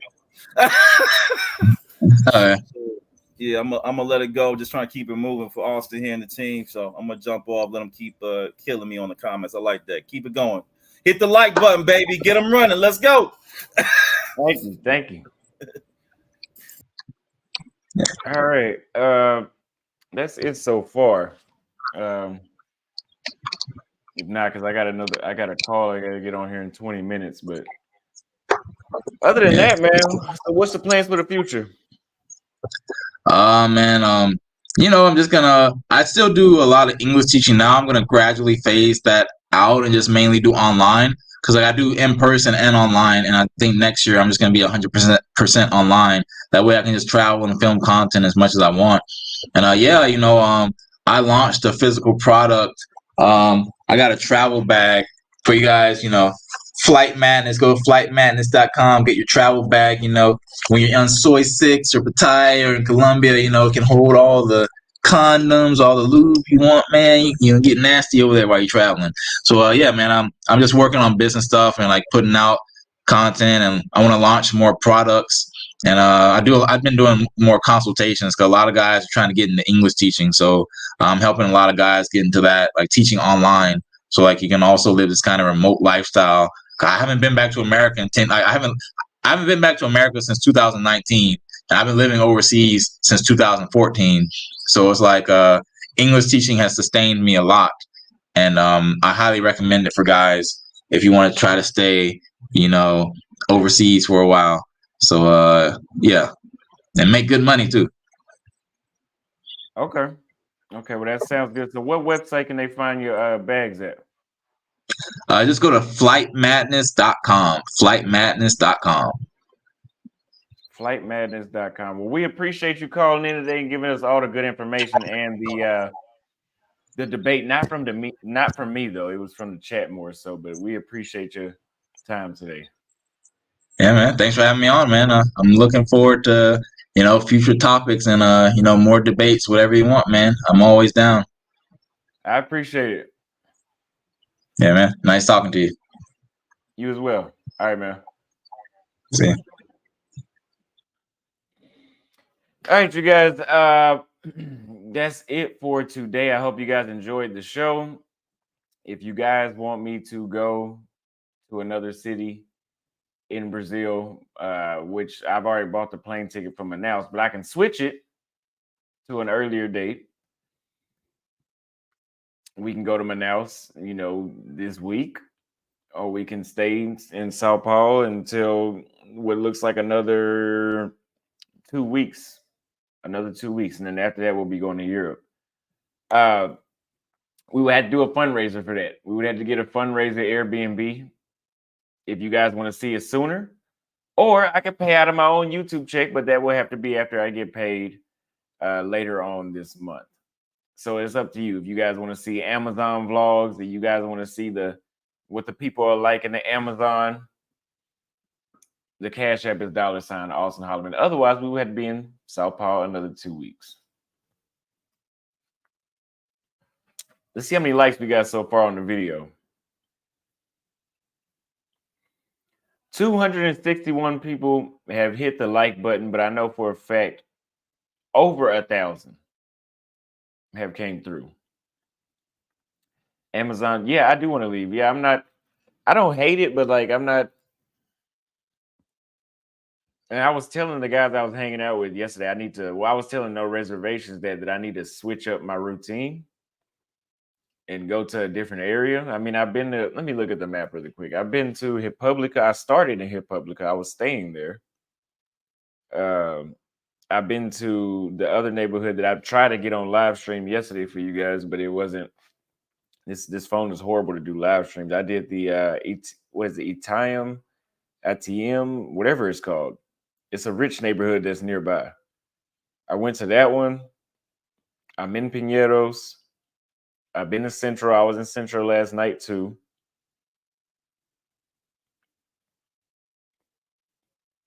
What fear talk?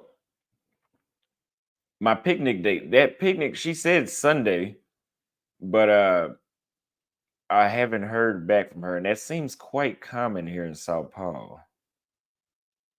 Quite common.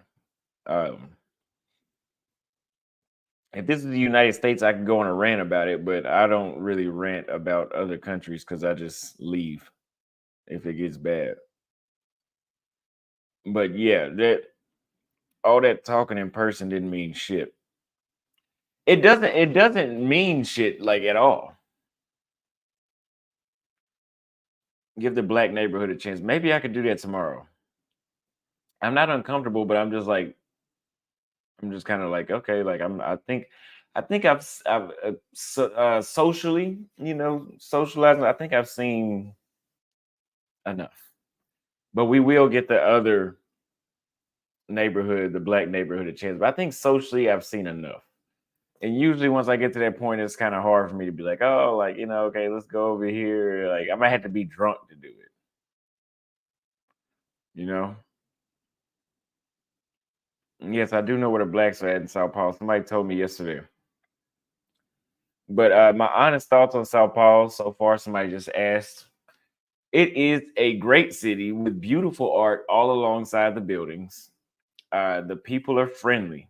They're not as friendly as they are in Rio and Salvador, but they're still very friendly people. Like I don't think I've encountered too many just outright rude people here. The food is good. It's not cheap compared to other parts. Like if you're in Salvador, the food here is probably double the price. Yeah, so I mean, you can eat cheap. Like right outside of my apartment where I'm at now, there's a restaurant where I ate for $6, and I ate I'll show you the meal I got for $6. I ate there this morning for breakfast, and I had this meal, which was a feijoada, which is basically black beans, rice, like pork skins, and then a pork chop, I guess it is, and like these like greens, like almost like cabbage greens type of thing that the Brazilians eat. I don't know what it's called, but I ate that, and that was $6. But that's like at a regular. That's how you would save money in Sao Paulo, is by eating out of the little mom and pop shops that you probably wouldn't think about eating out of, but there's nothing wrong with eating out of. Going to regular restaurants is gonna be $20 and up. Like last night, I spent $70 on and I got more food for $6 than what I just. So going to these fancy restaurants in Sao Paulo is a complete fucking ripoff. Like, it's a complete ripoff. A complete ripoff. Like, a complete ripoff. Like, the fanciest restaurants are a ripoff here. Do not eat at the fancy restaurants. I'm telling you, you're gonna be disappointed. $70. I just showed you that. I'm gonna show you what I ate last night. This was like $30 before. This was $30 before. Okay, I think it's on my Instagram story instead. Oh, so this is literally just a New York strip, right? That shit was $30. I ate that and I was looking like, okay, where's the rest of the food at? That was $30. But for $6 out of a hole in the wall, I ate a full meal. Do not, when I go on dates here, we go to get drinks. I'd rather spend $30, $40 on drinks and she can eat a burger or some shit. I don't know, but I'm not doing that. We're not going to a nice restaurant. It's not because I don't have the money. It's just because look at what you're getting. Like, shit, you can go to some family-owned restaurant here and spend 10 times less. So, yeah, don't do that. So it's more expensive for that. But versus like Rio, if you go to a nice steakhouse in Rio or in Salvador for $30, you would have more steak than that. More steak than that. And 2 sides. You would be full the way how you're supposed to be at a nice restaurant. When I first got here and Casey and I had the live stream where Casey and I were on the rooftop. We were on the rooftop 2 times. There was a second time we did an IRL stream on the rooftop. And even then, it's still like $60. And like, you're getting like a portion of food that's like, you're going to be hungry after you finish eating. So if you come here, do not eat at the nice restaurants. Eat at regular places. Don't do it. If it looks like it's good for a date, it's just good to take pictures there. But you're not going to get your bang for your buck, I'm telling you.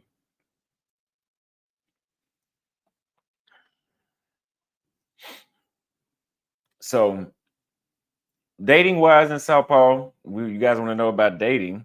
Oh, and the traffic is pretty bad here. You can walk faster than the Uber sometimes. Like, sometimes it makes more sense to catch an Uber, to walk than to catch an Uber. You can get there before the Uber will pick you up and drop you off. Trust me. But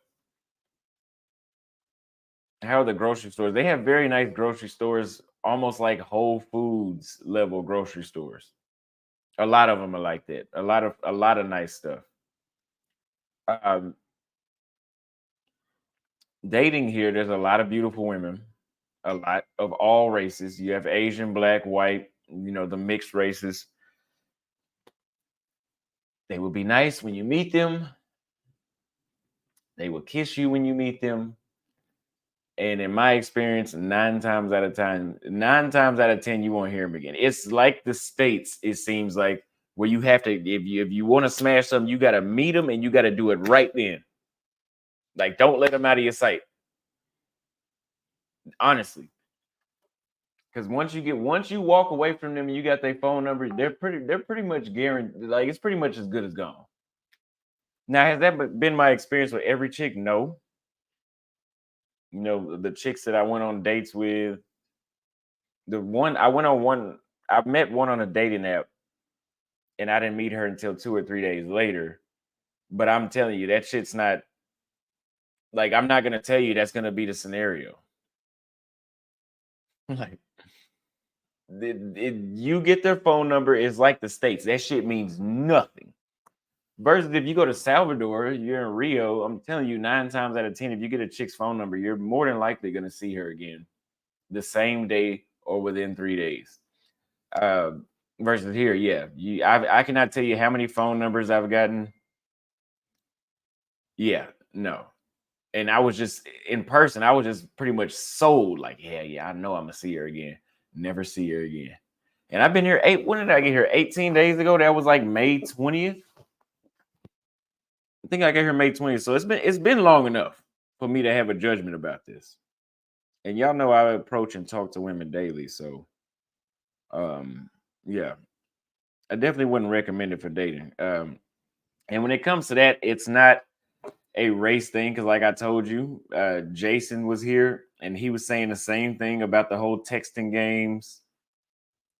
I had a chick stop me on the street yesterday. She stopped me to compliment my legs about how nice my legs looked, and she was just flirting and she wanted to make sure I had her number. She texted me like, please let me try your body. So I was like, oh shit. You know where that conversation is at? Left on red.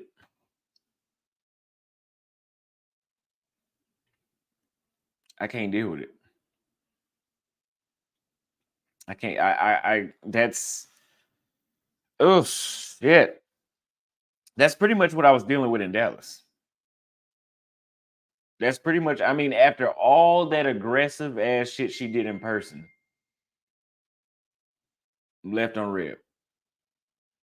That's not the Brazil I experienced in Rio and Salvador. His Recife was kind of like this too. Not as bad, but yeah, that's bullshit. And I would show you guys screenshots, but I'm not gonna do that. So yeah, it's that kind of stuff happens in every city where people are like so interested and then they just disappear. Like that happens. That's happened in every city I've been to. It just hasn't happened enough for me to get online and talk about it. Now, places like Buenos Aires, Sao Paulo, yeah, it's happening enough for me to get on here and tell you about it. If I get online and I tell you about it, that means this shit has probably happened to me more than 5 times, which means that's probably something you can expect. Somebody else's experience may be different. Don't give a fuck. I'm telling you all I know, which I can only tell you my experience best. I don't know your experience, but I'm just telling you. Meeting strangers in safety. Yeah, when it comes to women, I don't buy that safety bullshit. But yeah, so again, update for Brazil out of 4 cities I've been to now. Your best bet. Good morning, Dan Sparks. Your best bet is Rio and Salvador. Rio, like Gary Reed said, you're gonna lose some and you're gonna win some. I would have never known that. If I did not know that. I just been winning this entire time since I left the country. I've never been rejected. Ever. Matter of fact, I'm just making all this shit up right now. But you want to be somewhere where you're gonna win and lose all the time. Every chick's not gonna like you, but you want to be somewhere where you're winning at least 60% of the time, which is a little more than half. If you're losing 60% of the time, that's probably not the city for you. But outside of that, now it's not like the reason that I'm not on here just like complaining. Thank you, Dan Sparks. The reason I'm not complaining is because, like I said before, they're very sweet, friendly, feminine.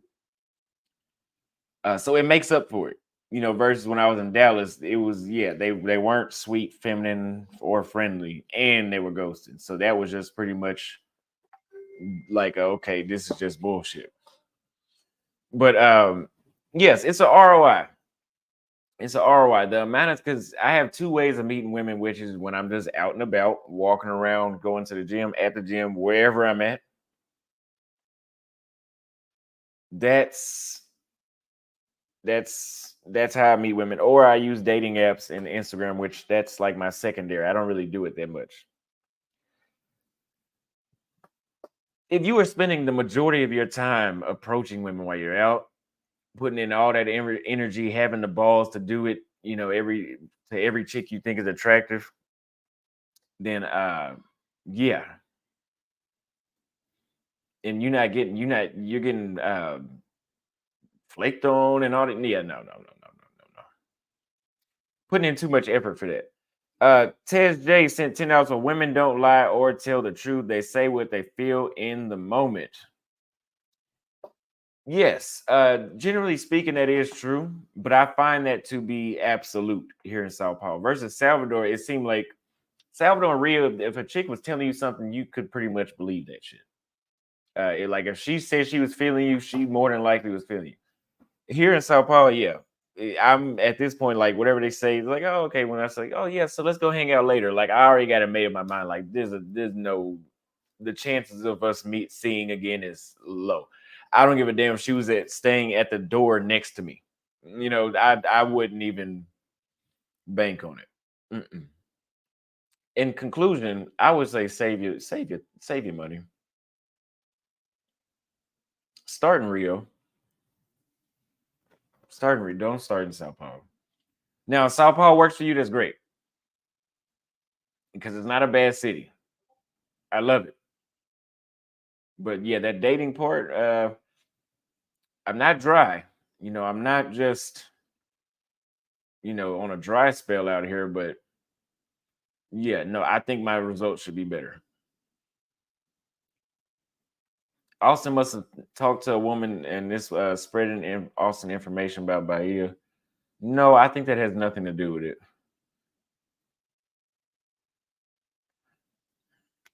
Casey said that cold approach is hard in Sao Paulo. It's not hard to approach them and talk to them. It's just the follow up after that. It's like okay, we pretty much didn't even have to meet, considering how this went, and that's kind of the reason why I'm like okay, like I've pretty much seen the city, got a vibe, you know, enjoyed the time I was here. I wouldn't mind going to the next spot now, and this is why people say slow travel, do a month. Correct, but when you're in a situation like this where okay, I'm slow traveling, I'm doing a month. By the seventh day, I figured out like, okay, I'm not really feeling it.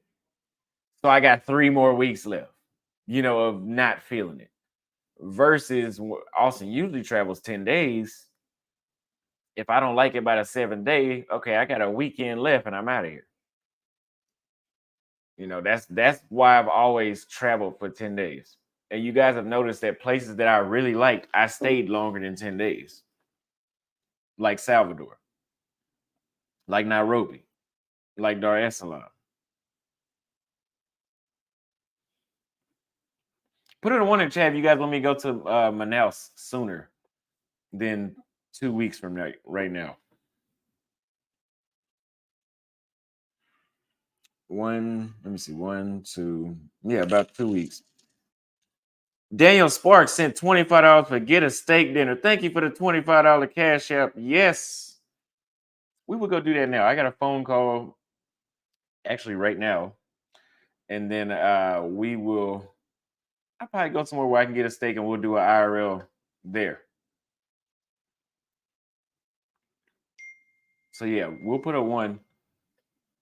Got to do an Airbnb fundraiser, you guys. Got to do it. If you guys want me to go sooner, got to do an Airbnb fundraiser. Need like $400 for the Airbnb if we're gonna go sooner. Otherwise, I could pay by myself, but we're gonna have to wait 2 more weeks.